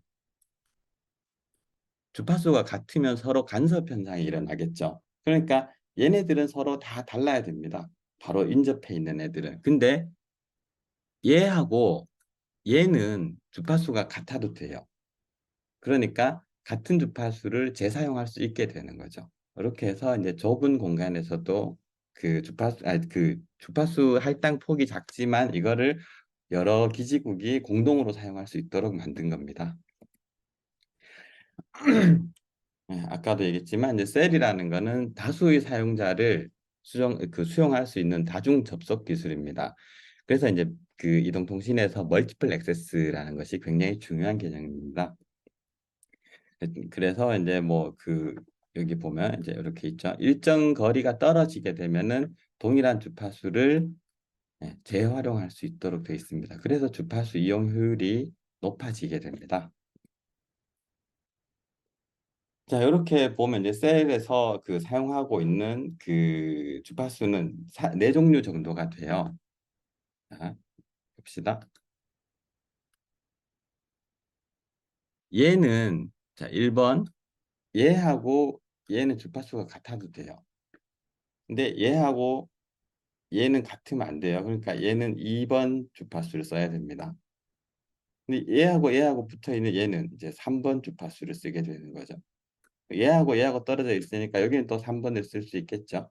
여기는 또 2번을 쓸 수가 있게 되겠고 여기도 또 3번을 쓸 수 있겠네요. 여기는 또 2번을 쓸 수 있고 이렇게 되면 또 이제 더 크게 되면은 이제 여기에 다시 또 이제 1, 2, 3이 되니까 여기 또 3을 쓸 수 있겠죠.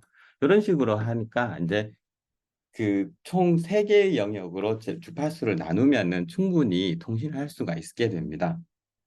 근데 이제 이건 이상적인 거고 현실은 이 중간에 건물이 이렇게 있을 수 있어요. 건물이 굉장히 높은 게 있으면은 이 2번은 도달 거리가 여기까지밖에 안 돼요. 여기까지.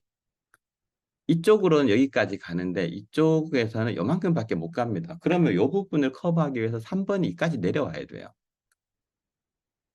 이건 이제 이렇게 정육각형으로 만들어지는 건 실험실에서 얘기하는 거고 실생활에서는 고층 건물들도 많고 산도 있고 이렇기 때문에 셀이 이렇게 이쁜 모양이 안 나옵니다.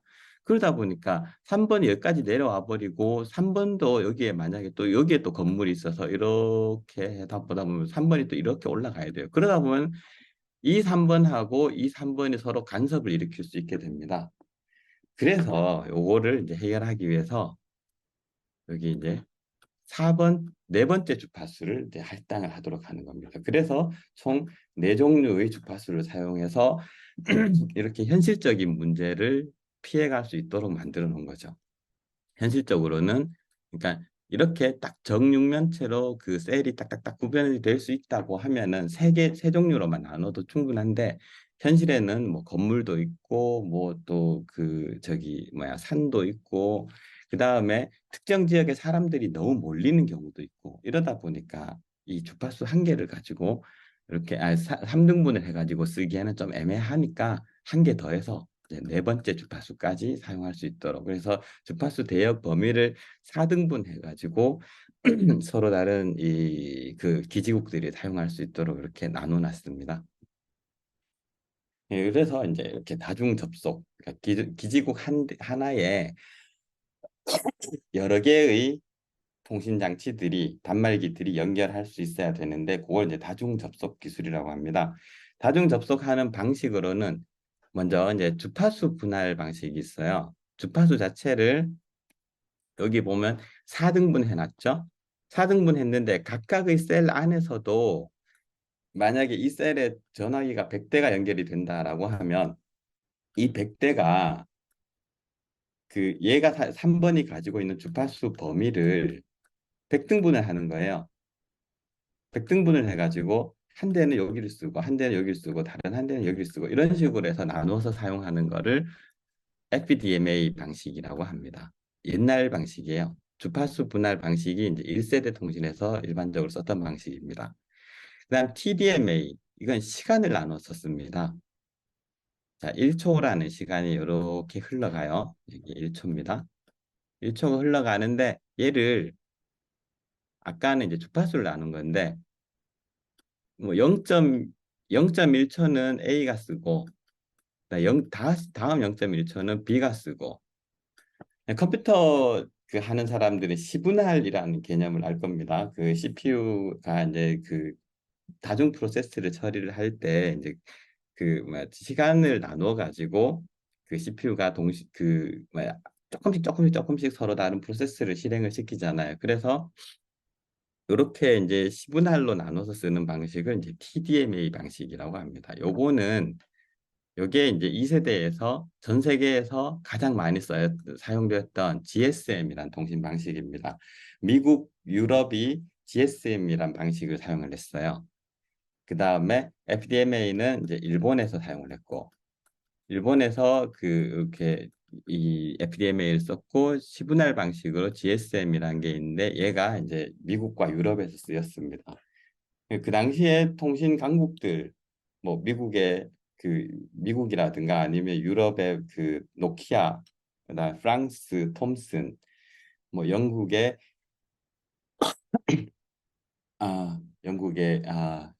회사 이름 까먹었는데 하여튼 그런 회사들이 그 전부 다 이 GSM 방식으로 전 세계의 통신 시장을 호령을 하고 있었습니다. 그래서 우리나라는 CDMA라는 방식을 사용을 했어요.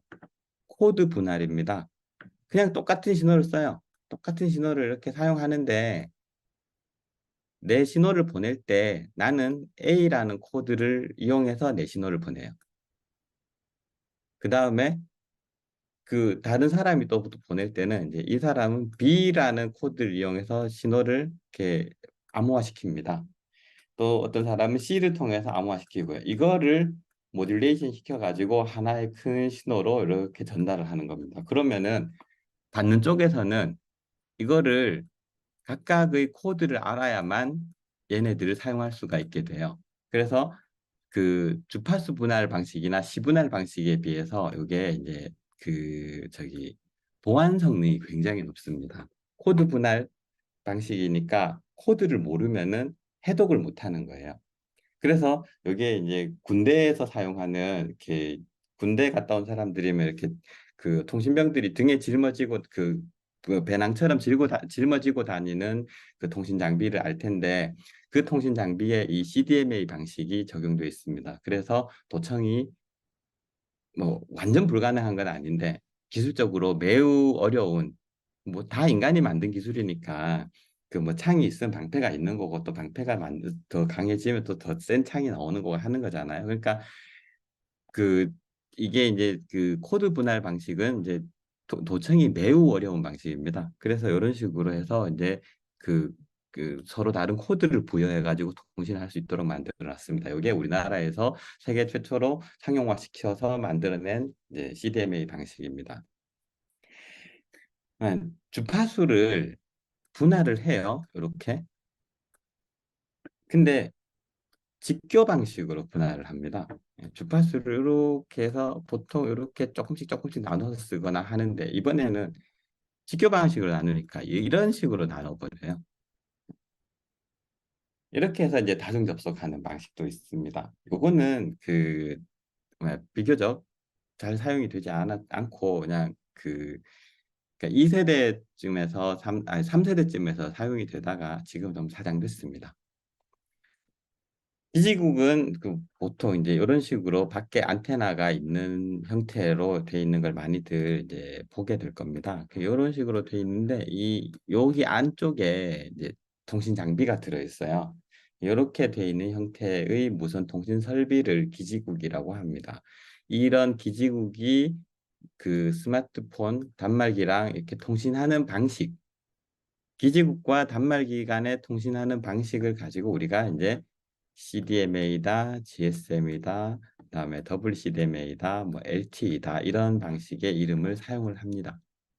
그리고 아까 그 CDMA 방식을 우리나라 군대에서 그 통신 장비로 쓴다고 했잖아요. 그냥 이동통신 아니더라도 무선통신에도 충분히 기지국을 씁니다.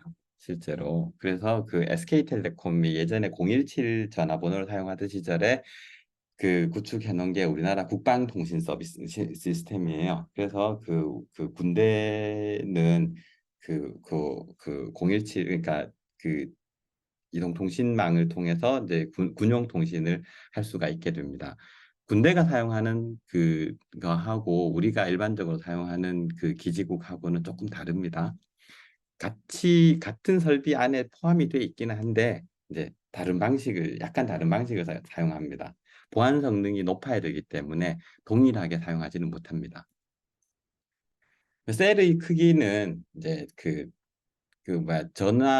전파가 도달하는 거리를 셀의 크기라고 하는 것이 아니라 하나의 셀이 감당할 수 있는 단말기의 개수를 얘기를 하게 돼요. 단말기 개수, 그러니까 이제 뭐 예를 들어서 어느 지역에 그 기지국 한 대가 있는데 그 기지국에 이제 감당하고 있는 영역을 셀이라고 한다고 했잖아요. 이 기지국 주변에 사람이 만약에 10만 명이 있다고 쳐요. 그러면은 10만 명이 동시에 다 통화를 하지는 못합니다. 10만 명이 자기가 통신이 지금 연결 가능하다라는, 그러니까 이제 그 폰에 보면 이제 안테나 개수 뜨잖아요. 그게 떠 있을 수는 있어요. 그렇지만 통신을 모두가 할 수 있는 건 아닙니다. 그냥 언제라도 통신할 수 있는 준비가 돼 있는 것이 안테나 개수로 보이는 거예요. 근데 그 중에서 이제 사람들이 통화를 하기 시작하겠죠. 그래서 만약에 이 그 셀 크기가 만약에 만이라고 하면은 10만 명 중에서 만 명이 지금 현재 실제로 통화를 하고 있어 버리면 만 한 번째 사람은 통화를 못 하게 돼요. 그렇게 이제 최대 통화량이 셀의 크기입니다. 그 셀에 연결될 수 있는 실제 그러니까 그 셀 주변에 있는 단말기 개수가 아니라 실제로 통화를 할 수 있는 그 통화량이 그게 이제 그 셀의 크기가 됩니다. 그러면 뭐 예를 들어서 무슨 그 집회를 연다든가 축제를 한다거나 해서 인파가 대량으로 모이면은 어떻게 그 많은 사람들이 예를 들면 뭐 지난주에 부산의 광안리에서 그 불꽃 축제를 했잖아요. 그때 그 뭐 부산에서 예측하기를 100만 명이 모인다고 예측했습니다. 그리고 이제 실제로는 77만 명이 모였다고 하는데 그 많은 사람들이 거기에 모였을 때 그럼 이 그 많은 통화를 어떻게 감당할 것인가? 옛날에는 음성 통신을 할 때만이 통화가 됐었는데 요즘은 뭐 다들 그냥 그런 데 가서 이렇게 그 불꽃을 보면서 뭐 유튜브 스트리밍을 하기도 하고 아니면 친구한테 혹은 뭐 그 여자친구나 남자친구한테 저기 그 뭐야 그거 영상을 화상 통화를 하면서 영상을 보여주기도 하고 그러잖아요. 그러니까 통화를 하고 있지 않더라도 그 100만 명이 다 통신을 사용 중이에요. 직접 통화를 하고 있지 않다고 하더라도. 그러니까 이 사람들이 다 통신을 사용하고 있다. 즉 통화량이라는 거예요. 전부 다. 그러니까 이 사람들이 거기서 뭐 그 저기 뭐냐 인스타를 하고 있어도 그것도 통화량에 포함이 되는 거고 페이스북을 하고 있어도 틱톡을 하고 있어도 뭐 유튜브를 하고 있어도 다 통화량에 포함이 돼 버립니다. 그래서 옛날에는 뭐 10만 명이 운집했다고 하더라도 그중에서 실제로 통화하는 사람이 3만 명이면 3만 명만 감당하면 됐어요. 근데 요즘은 100만 명이 모인다라고 하면 실제로 100만 명이 통화할 수 있게 만들어 줘야 됩니다. 그래서 어떻게 하느냐? 임시기지국을 세워요. 그 가끔씩 이렇게 보면은 무슨 SKT 아니면 LG U 플러스 이런 식으로 붙어 있는 그 이동통신 자동차들이 다니는 걸 본 적이 있을 겁니다. 트럭이라든가 버스처럼 생겨가지고 얘네들이 사람들이 대량으로 운집할 때 그 통신 버스나 통신 트럭이 그 근처에 가서 여러 대가 대기를 하게 돼요. 그래서 거기에 있던 그 기지국의 커버리지를 훨씬 더 키워주게 만들어 줍니다. 그러니까 기지국 개수를 확 늘려버리는 거예요. 그 사이에. 그렇게 해서 이제 통화량을 늘려주게 됩니다. 근데 아까 말했던 것처럼 실제로 이 셀의 모양은 어떤 구획의 그 근처에 뭐 그 이 인접 셀의 전파 강도에 따라서 달라지고 그다음 근처에 있는 건물이라든가 이런 지형 지물에 따라서도 이 다각형 모양이 딱 육각형이 아니라 뭐 팔각형이 되기도 하고 그 다음에 뭐 이렇게 육각형인데 푹 찌그러진 이런 모양이 될 수도 있단 말이에요. 이런 식으로 하게 되면은 요게 이렇게 푹 찌그러지게 되면은 실제로 커버리지가 요만큼 6분의 1 정도로 줄어드는 게 아니라 더 크게 확 줄어듭니다.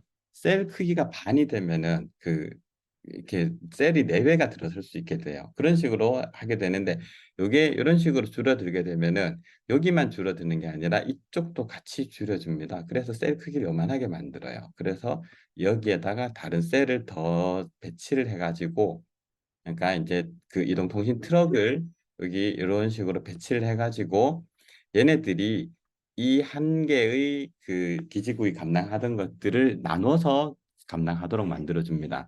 그렇게 해서 총 그 이 한 개가 4배로 더 큰 통화량을 만들 수 있도록 하는 거죠. 그래서 셀 크기를 확 줄여주고 그 다음에 거기에다가 셀을 더 많이 설치를 해가지고 통화 그 수용 용량을 크게 늘려줄 수가 있습니다. 그다음 뭐 셀 크기에 따라서 메가셀, 매크로셀, 그다음 마이크로셀, 피코셀 뭐 이런 식으로 되는데 피코셀은 건물 안에 보면 조그만 그 통신 단말기 그 통신 그 뭐야 기지국 말고 그 접속 장치들 있잖아요. 그걸 이제 피코셀이라고 하는 거고 그다음에 메가셀은 위성 같은 데 사용됩니다. 그러니까 초거대 규모로 뭐 수백 킬로미터짜리 이렇게 사용이 되죠. 보통 일반적으로 이동통신에서 사용하는 건 마이크로셀입니다. 우리가 그 건물 위라든가 이런 데 보면 이동통신 안테나 있잖아요. 걔네들은 마이크로셀을 사용합니다. 매크로셀 같은 경우는 뭐 저기 사막 아니면 뭐 그 미국이나 호주 이런 데 보면 좀 오지 있죠. 그런 데는 몇 명 없잖아요. 몇 명 없는 곳에다가 대도시 한가운데에 있을 만한 비싼 장치를 잔뜩 갖다 놓을 수는 없으니까 그냥 큰 커버리지를 갖도록 만드는 겁니다. 그래서 뭐 요즘도 보면 미국이나 이런 영화 보면은 뭐 통신이 끊어진다든가 이런 일이 많이 발생하는데 이게 이 매크로셀 되게 뭐 안경이 넓은 걸 사용하다 보니까 그 신호가 이 35km 그 여기 하나 있고 여기 하나 있고 한데 이게 이제 거리가 70km라고 하면은 여기쯤에 있는 사람은 어느 쪽하고도 통신하기가 좀 힘든 거예요. 그래서 통신이 잘 안 되는 경우가 발생합니다. 섹터라는 게 있습니다. 셀을 더 작게 만들어줘요. 셀을 더 작게 만들어 가지고 뭐 지향성으로 만들기도 하고 전방향으로 만들기도 합니다. 전방향은 이렇게 모든 방향으로 쭉 전파를 보낼 수가 있도록 하는 겁니다. 셀 자체를 더 작게 분할해 줄 수가 있습니다. 그 지향성은 특정 방향으로만 전파를 한쪽으로 이렇게 모아주는 거예요. 지향성 마이크처럼. 그렇게 하는 걸 이제 섹터라고 합니다. 그다음 2세대 이동통신에서 중요한 거는 1세대는 그 핸드오버가 중요했잖아요. 근데 2세대에서는 이제 디지털이 중요해졌습니다. 핸드오버는 당연히 여전히 중요합니다. 5세대, 6세대, 7세대 앞으로 어떤 세대로 가도 이동통신에서는 그 핸드오버는 매우 중요합니다. 근데 이제 거기에다가 추가가 된 거예요. 플러스. 그래서 디지털 방식이 나왔습니다. 디지털 방식을 통해서 이제 그 1세대는 비싸요. 비싸고 통화 품질이 안 좋았는데 이거를 디지털로 바꿈으로 해서 2세대 통신은 디지털 신호를 사용함으로 해서 음질이 좋아졌습니다. 디지털 데이터라는 거는 이제 비트로 신호를 쪼개는 걸 말합니다. 그러니까 신호를 미분한다고 생각하면 돼요. 미분해서 그 전달한 다음에 그 미분을 하면서 이거를 그 이렇게 오는 데이터를 이거를 그 0과 1의 그 디지털 데이터로 변환한 다음에 이렇게 들어온 걸 다시 받는 쪽에서 적분을 해주면은 이게 그 이런 그 아날로그 신호로 다시 복호화가 됩니다. 이렇게 만들어지는 건데 이 디지털 신호를 사용을 함으로써 얘네들이 전달이 되니까 이렇게 아날로그 신호로 전달됐던 거는 중간에 이게 그 점점 약해집니다. 이런 신호들이. 그래서 나중에는 이런 식으로 전달이 돼요. 그래가지고 소리가 그 왜곡이 일어나는 겁니다. 그에 비해서 디지털 신호는 이게 그대로 전달되어야만 올바른 전달이기 때문에 복호화가 완벽하게 이루어지는 겁니다. 그러니까 복사에 의해서 그 열화 현상이 발생하지 않는 것이 디지털 신호의 특징입니다. 그래서 2세대에는 뭐 GSM, CDMA가 이제 일반적으로 쓰였는데 GSM은 외국에서 많이 쓰였고 CDMA는 우리나라에서 상용화를 시켰습니다. 그 다음에 뭐 근데 이제 CDMA를 개발한 건 우리나라가 아니고 그 미국이었는데 그 이거를 상용화시킨 게 한국입니다. 그래서 이제 2세대 이동통신은 뭐 그 GSM과 CDMA로 양분되어 있습니다. 그리고 이제 2세대 이동통신부터는 이제 망 구조라는 것이 이제 세분화돼서 굉장히 중요하게 여겨졌습니다. 그 다음에 이제 2세대는 뭐 그 CDMA를 통해서 이런 식으로 이제 PCS라는 개념이 만들어지게 됐고요. 2세대 이동통신의 특징은 그냥 디지털로 바뀌면서 폰이 진화를 했어요. 확 좋아졌습니다. 갑자기. 카메라도 붙고 뭐 DMB 같은 것도 붙고 무선 인터넷도 가능해지고요. 3세대가 되면서 이제 본격적으로 패킷이 가능해졌습니다. 패킷 전송이. 그래서 그리고 글로벌 로밍이라는 것이 외국에 가서도 통신할 수 있게 그렇게 되는 것이 이제 3세대 이동통신의 가장 큰 특징입니다. 3세대 통신에서 우리나라는 이제 법적으로 010 전화번호를 사용하도록 했고요. 그리고 이제 여기서부터는 모바일 인터넷 시대가 열리면서 통화, 문자, 이메일, 영상 이런 것들이 이제 본격적으로 가능해졌죠. 그리고 아까 말했던 것처럼 아이폰 등장이 이제 굉장히 중요합니다. 아이폰이 등장을 하면서 그 이동통신의 그 주도권이 그 통신사에서 그 폰 제조사로 넘어가게 되면서 이제 통신사들의 횡포가 이제 좀 확 줄어들게 됐죠. 그 요거를 이제 좀 더 발전시킨 게 IMT 2000이라는 게 나오게 됐습니다. 2000년대에 나왔다라는 뜻도 되고요. 2기가헤르츠 주파수를 사용한다라는 뜻도 됩니다. 그래서 2000이라는 게 이제 붙었습니다. 2000년대 2000메가헤르츠 해서 이제 IMT 2000이라고 합니다. IMT 2000에서는 이제 그 본격적으로 3세대 통신이 사용이 됐습니다. 이게 원래 이제 IMT 2000이 아니었고 원래 이런 되게 이상한 이름이었는데 이제 이게 너무 어려우니까 이제 이렇게 단순화시켜서 사용한 겁니다. IMT 2000은 속도가 2메가로 빨라졌습니다. 그래서 이제 멀티미디어가 이제 가능해지게 된 거죠. 요거는 이제 CDMA하고 GSM을 통해서 이제 발전하게 됐습니다. 뭐 유럽에서는 비동기식, 미국에서는 CDMA 2000. 이전에 이제 CDMA를 우리나라가 상용화시키고 나서 이제 CDMA가 전 세계적으로 더 퍼지게 됐고 그래서 유럽에서는 WCDMA, 미국에서는 CDMA 2000. 뭐 이런 식으로 발전을 했습니다. 그리고 우리나라는 뭐 두 가지 방식을 다 사용을 하게 됐고요.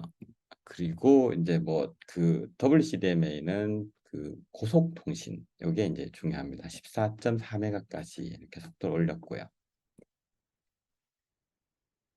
그다음에 뭐 여기는 이제 중요하지 않은 내용이니까 좀 빠르게 지나가겠습니다. 시간도 이제 얼마 안 남았으니까. 그리고 이제 3세대부터는 이렇게 이제 본격적으로 스마트폰 시대가 왔습니다. 이게 이제 가장 중요한 얘기입니다. 그래서 3세대에는 이런 뭐 카카오톡이라든가 뭐 이런 것들 이제 이 모바일 애플리케이션이 비약적으로 발전한 게 이제 3세대부터예요.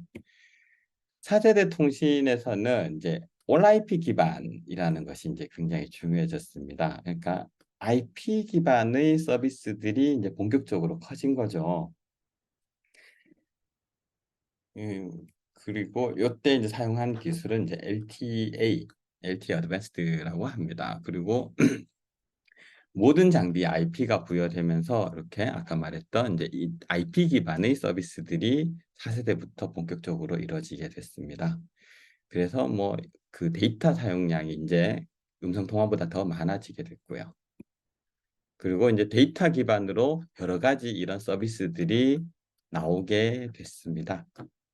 지금 우리가 사용하고 있는 일반적인 서비스들이 본격적으로 시작된 거. 물론 이제 그 전에 3세대부터 이미 시작이 되긴 했지만 본격적으로 그 퍼지기 시작한 게 4세대부터라고 생각하시면 되겠습니다. 그리고 요렇게 이제 이 4세대를 제대로 이제 확 퍼뜨리게 된 게 이제 LTE, 롱텀 에볼루션이라는 기술이 이제 본격적으로 4세대를 제대로 길게 그 4세대 시대를 제대로 이제 만들어냈죠. 그리고 뭐 우리나라에 이제 이런저런 뭐 주파수 할당 현황들이 있습니다. 그리고 이제 나라별로도 뭐 여러 가지 서비스가 있습니다. 우리나라 같은 경우는 SK텔레콤을 필두로 해서 SK텔레콤이 뭐 러시아라든가 몽골 이런 쪽에 이 이동통신 서비스를 수출하기도 합니다. 서비스를 수출한다는 게 뭐 우리나라 서비스를 그쪽에서 쓴다는 게 아니라 우리나라의 통신 설비 기술을 그쪽에다가 이제 보급을 하는 거죠. 그러니까 그 나라의 이동통신 설치를 우리나라가 가서 대신해 주는 겁니다. 옛날에 우리나라가 그 외국의 기술을 주도권을 넘겨주게 될까 봐 겁먹었던 것처럼 겁먹었는데 이제 지금 우리나라가 다른 나라의 그 이동통신 주도권을 가지고 올 수 있는 그런 시절이 된 거죠. 4세대는 이제 뭐 본격적으로 제대로 된 스마트폰을 사용하게 됐습니다.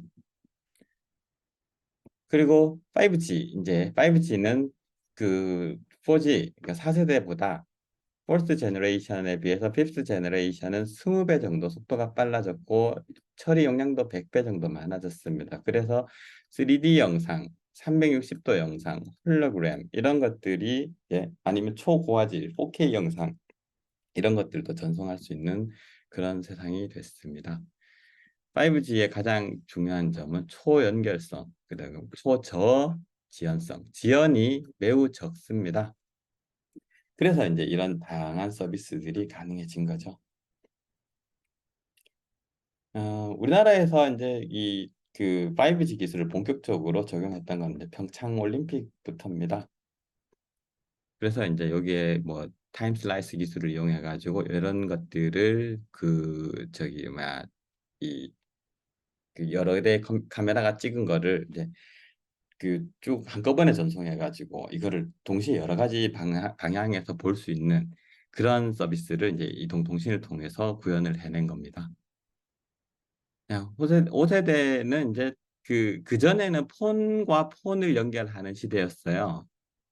그에 비해서 이제는 폰과 그러니까 이전에는 폰과 인프라를 연결하는 게 핵심이었는데 5세대는 이제 뭐 심지어는 냉장고라든가 뭐 전구까지도 연결할 수 있는 뭐 그런 걸 이제 5세대 그 서비스의 핵심이라고 볼 수가 있습니다. 그래서 IoT 세상이 된 겁니다. 그래서 5세대 이동통신을 통해서 뭐 스마트 팩토리, 원격 의료, 무인 배달, 클라우드, 스트리밍 이런 것들이 이제 탁 퍼지게 됐고요. 이런 것들의 핵심 기술로 사물 인터넷, 인공지능, 빅데이터, 그리고 가상현실 뭐 이런 것들이 있는 겁니다. 5세대 개발 동향은 그냥 그 가볍게 살펴보면 될 겁니다. 이거는 그냥 뭐 그 전 세계적으로 뭐 그 삼성, 뭐 화웨이 이런 데서 이제 그 열심히 그 네트워크 장비들을 개발을 하고 있습니다. 에릭슨이라든가 뭐 이런 데도 있고요. 그다음에 구글에서도 5G 네트워크를 개발했고요. 그리고 이제 뭐 그 드론을 이용해서 이제 얘네들을 다 이제 5G 네트워크를 전 세계에 보급하는 걸 목표로 하고 있고요. 그다음에 에릭슨에서도 뭐 엔드투엔드 지원을 하는 그 무선 네트워크에서 엔드투엔드를 지원하는 걸 만들었고 삼성전자에서도 뭐 이런 것들을 이제 5G 스마트폰을 가지고 이제 막 판매를 했고요. 5G는 이제 그 고속 저지연 초연결 이게 이제 가장 중요한 내용입니다. 그리고 근데 이제 문제점이 있어요. 이렇게 5G를 이용해서 하는 것이 이제 5G 자체의 문제라기보다는 이제 정상 침범하는 뭐 이런 문제가 발생을 했는데 자율주행 차량을 이용하다 보니까 이제 버스에서 직접 그러니까 그 저기 이 자율주행 버스가 혼자서 모든 거를 다 결정하는 게 아니라 서버랑 통신을 하면서 서버하고 같이 결정을 하는 거거든요. 근데 이제 여기서 순간적으로 GPS라든가 이런 데서 문제가 생기면 버스에서만 판단하지 않고 서버하고도 통신을 해야 되니까 이제 이 그 판단하는데 시간이 걸려버리는 겁니다. 그래서 버스는 운행 중이고 운행 중인데 이 그 뭐야 그 판단 결과는 늦게 오니까 판단을 하지 않고 그냥 가던 대로 가는 거였죠. 그래서 문제가 발생했던 적이 있었습니다. 그리고 이제 보안 문제도 있어요. 분산형으로 만들다 보니까 보안 문제가 좀 높아졌습니다. 옛날보다. 그래서 예전보다 더 보안성을 중요하게 여기고 있습니다. 그리고 이제 IoT, IoT라는 게 이제 IoT 장치는 그 아마 여러분들도 이제 개발해 본 적이 있을 건데 뭐 온도 측정을 한다든가 이런 거 할 때 보면은 좀 잘 이게 보안을 신경 써가면서 하는 경우가 많지 않아요. 상용 서비스를 만드는 거 아닌 다음에야 그러다 보니까 이제 해킹 위험이 좀 더 높아지는 겁니다. 그리고 비싸요. 실제로 이제 5G 저도 이제 5G 쓰는데 이게 매달 통신 요금이 그 전보다 더 많이 나갑니다. 그래서 뭐 여러 가지 그 보안을 위해서 양자 암호 통신을 한다든가 아니면은 뭐 시큐어 봇을 이용한다든가 뭐 이런 걸 이용해서 또 이제 또 기가 스텔스 이런 걸 넣어가지고 뭐 그 보안을 강화시키고 있습니다. LG 플러스에서는 빅데이터 기반으로 분석을 해가지고 뭐 이제 도감청을 방지하도록 뭐 그런 거를 만들고 있는 중이고요. 그 문제점도 있고 보완해야 될 사항도 있고 하지만 그래도 여전히 이제 5G는 전 세계적으로 가장 많은 주목을 받고 있는 서비스입니다. 다운로드 속도는 뭐 이런 식으로 되고 있습니다. 그 나 같은 경우도 이제 KT 쓰다가 SKT로 넘어왔는데 좀 느리긴 하더라고요, 실제로. 예. LG 플러스는 안 써봐서 모르겠는데 더 빠르다고는 하는데 그건 제가 개인적으로 써본 적은 아니라서 잘 모르겠습니다. 통신 그 품질은 다들 뭐 괜찮은 편이긴 해요. 그런데 이제 그 광고했던 거 대비 그렇게까지 좋지는 않은 게 이제 문제이긴 합니다. 뭐 가입자 수는 뭐 계속 늘어나고 있고요. 5G의 핵심 기술은 뭐 여러 가지가 있는데 그 중에서도 이제 어떻게 표준화시킬 것인가가 이제 가장 중요합니다. 이동통신도 이제 표준화가 어떻게 이루어지느냐에 따라서 어느 나라 혹은 어느 기업의 주도권이 넘어가느냐 하는 그런 문제가 있습니다. 사용자 입장에서는 그 표준이 정해지지 않으면은 여러 단말기가 나오게 되고 서로 그 호환이 안 되는 단말기들 때문에 시장에 혼란이 주어지게 되죠. 그래서 이제 표준을 만들어내는 것이 매우 중요합니다. 그래서 국제적으로 이런 것들을 표준화시키기 위해서 많은 노력을 기울이고 있는 중입니다. 뭐 ITU라든가 IEEE 이런 데서 이제 그 3GPP 이런 데서 이제 저기 계속해서 그 표준을 개발하고 있는 중입니다. 그 뭐 기술 진화의 방향은 지금보다 범위를 더 넓혀야 되겠죠. 그래서 초광대역 서비스를 하고 더 빨라져야 됩니다. 그래서 이제 그런 것들을 하도록 지금 기술을 진화하고 있고요. 더 신뢰성이 높아야 돼요. 더 빠른 네트워크를 만들려고 하면 한번 보냈는 데이터가 확실하게 가야 계속해서 더 빠르게, 더 빨리, 더 빨리 이렇게 보낼 수 있는 거예요. 한번 보냈는 게 잘 못 가버리면 다시 보내야 되니까 느려지겠죠. 그래서 고신뢰, 초저지연 이런 것들은 이제 중요하게 여기고 있고요. 그다음 대량 연결 중요하죠. 이제 IoT 장치에서 좁은 지역에 굉장히 많은 단말기가 발생하니 이 모든 것들을 한꺼번에 연결할 수 있는 그런 기술이 만들어져야 됩니다. 그리고 이제 주파수가 높아져요. 주파수가 높아지니까 그만큼 더 이제 그 뭐야 그 안테나가 더 많아지는 겁니다. 그러니까 이제 힘들어지는 거죠. 그래서 그런 것들을 위한 이제 기술도 계속 개발되고 있습니다. 그리고 이제 주파수 효율도 더 높여야 되고요. 그리고 뭐 네트워크 구조도 이제 네트워크를 슬라이싱해 잘게 쪼개가지고 이제 네트워크 구조를 좀 더 그 유연하도록 만들어 가는 것도 중요하고 그리고 이제 이런 표준들이 끊임없이 새로 발표가 됩니다. 이런 것들을 가지고 이제 보완해 가는 것이 중요합니다. 그래서 뭐 다양한 이제 표준화 방법들이 진행되어 왔고요. 뭐 이런 여러 가지 기관들이 이제 표준화를 하고 있습니다. 이렇게 해서 이제 그 1세대 통신에서부터 5세대 통신에까지 이제 간단하게 알아보고 통신이 뭔지 신호가 뭔지 각 그 기관별 그 통신의 특징이 어떤 게 있는지 이렇게 간단하게 알아봤는데 시간이 어, 예상했던 것보다 한 15분 정도 더 흘렀네요. 그 질의응답 시간을 좀 가지려고 했는데 시간이 좀 많이 짧은데 혹시 질문 있는 사람 있으면 질문해 주시겠습니까?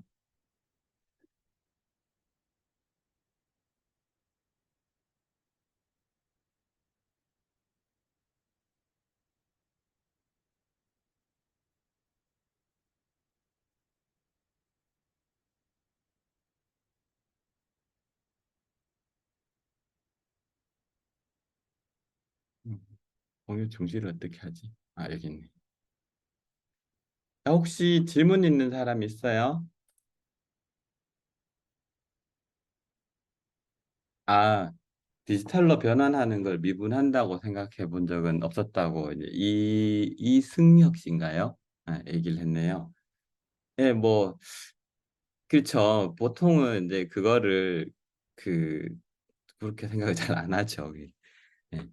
근데 이제 어쨌든 그거는 이제 미분과 적분을 통해서 그 이루어지는 겁니다. 그래서 그 실제로 수학이 이 통신에서 굉장히 중요합니다. 이 통신뿐만이 아니라 우리 일상생활에서 수학이 굉장히 중요해요.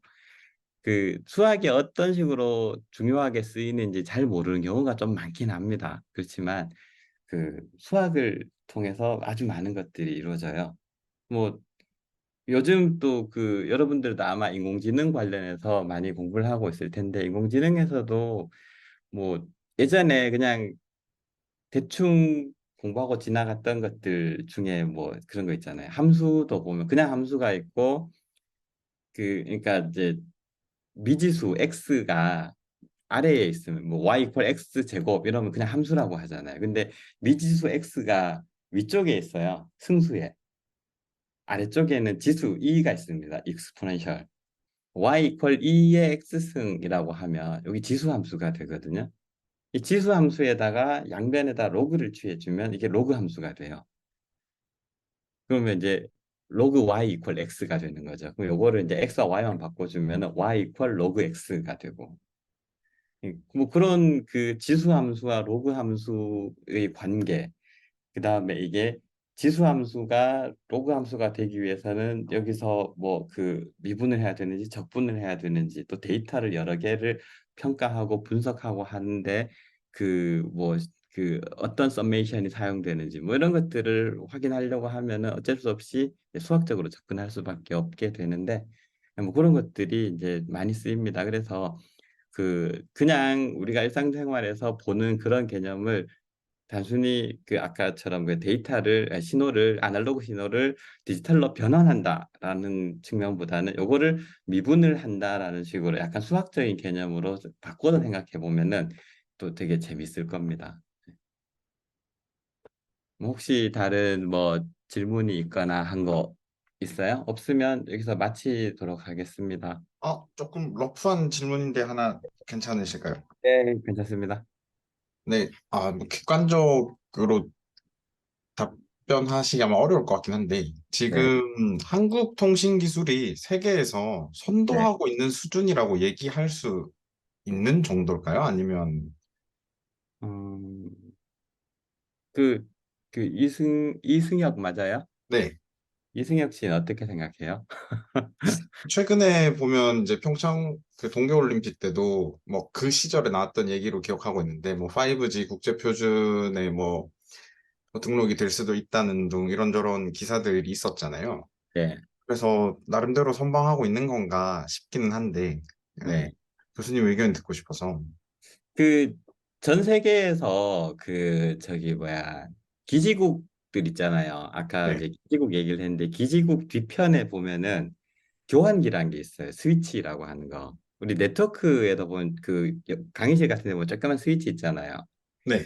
조그만 거 말고 진짜 한 건물 한 3층쯤 높이 되는 큰 교환기가 있어요. 그거는 이제 그 교환기 한 대가 동시에 뭐 한 100만 명 이상을 이게 그 동시 통화를 감당할 수 있거든요. 가격이 엄청나게 비싸겠죠. 그런 교환기를 만드는 회사가 전 세계에 세 개밖에 없어요. 그 중에 하나가 삼성전자입니다. 음, 예. 그 뭐 이제 단순히 기술적으로 우세하다 말다 이런 걸 떠나서 그걸 하는 회사가 일단 에릭슨하고 그 삼성전자하고 또 한 개 더 있었는데 그 한 개는 지금 회사 이름이 기억이 안 나요. 그리고 최근에 화웨이가 급부상을 하고는 있는데 화웨이는 아직까지 교환기는 못 만들어요.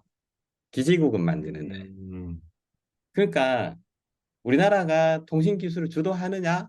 주도하지 않을 수가 없어요. 그죠? 예를 들어서 전 세계에서 자동차 만드는 회사가 현대차밖에 없다고 생각해봐요. 그럼 우리나라가 자동차 기술을 주도할 수밖에 없겠죠. 그런 개념이라고 생각하면 돼요. 우리나라의 삼성전자가 교환기를 제대로 안 만들어주면 전 세계 통신이 마비돼요. 그러니까 뭐 그 호주에 우리나라가 뭐 가서 이동통신을 구축을 한다는 등, 뭐 아프리카에 가서 우리나라가 통신을 구축을 한다는 등 이런 얘기가 나오는 거고, 그리고 뭐 몽골이나 러시아 같은데 이동통신 서비스 구축하는 걸 뭐 SK텔레콤에 가서 해줄 수 있는 이유가 우리나라에서 교환기부터 단말기까지 다 만들기 때문에 그게 가능한 거예요. 음, 그러니까 그 특허만 놓고 보면은 CDMA 기술은 아까 미국의 퀄컴이 만들었다고 네. 했잖아요. 그러니까 그런 그 원천 기술이 어디 있느냐라고 보면은 그거는 뭐 우리나라에 없어요. 근데 그 원천 기술이 거기서 끝이 아니거든요. 그거를 그러니까 아무리 좋은 게 있어도 이걸 실제로 시장에다가 서비스를 갖다 붙이려고 하면 온갖 가지 별의별 희한한 일들이 다 일어나는데 그걸 극복해가는 과정에서 수도 없이 많은 특허가 나와요. 그 많은 특허들은 퀄컴이 안 갖고 있어요. 삼성이라든가 에릭슨이라든가 이런 회사들이 갖고 있어요. 음, 근데 음, 그 호주에 우리나라 통신 서비스가 들어갔던 제일 큰 이유가 뭐냐 하면 에릭슨은 그 어떤 그 기존의 네트워크에 새로운 네트워크를 물려야 기존 전화랑 지금 새로운 그 스마트폰이 통화를 할 거잖아요. 그 기존의 네트워크에 새로운 교환기를 물렸는데 에릭슨은 실패를 했어요. 근데 삼성은 가서 붙였고 뭐 주도를 하는지 안 하는지 나도 모르겠지만은 그 내가 봤을 때는 이 정도면 뭐 답이 된 것 같습니다. 감사합니다. 충분히 네. 된 것 같습니다. 네, 단말기 시장도 마찬가지고요. 단말기도 뭐 물론 애플이 주도를 하고 있지만은 그 저기 뭐야 삼성전자가 그래도 애플보다 아직은 더 많이 팔잖아요. 남는 건 적어도. 네. 압도적인 하드웨어 제작 기술이 있단 말이에요. 이게 그 정도의 전 세계에서 가장 많이 핸드폰을 파는 회사가 우리나라에 있는데 과연 우리나라가 주도하지 않을 수 있나 생각해 보면 답은 나올 것 같습니다. 음, 네. 감사합니다. 네. 네. 혹시 또 다른 질문 있는 학생이 있으면 질문 바랍니다. 없으면 맞춰도 될까요?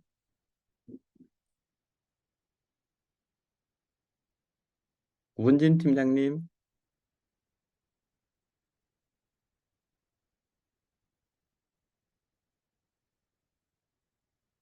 네, 그러면 이제 그 긴 시간 동안 재미없는 강의 들어주느라 고생하셨습니다. 이게 뭐 통신 이게 재밌는 얘기가 아니다 보니까 좀 그렇습니다. 예. 아무튼 수고했습니다. 내일 또 뵙겠습니다. 자, 그럼 저는 이만 나가겠습니다. 학생들이 먼저 나갈 것 같은데.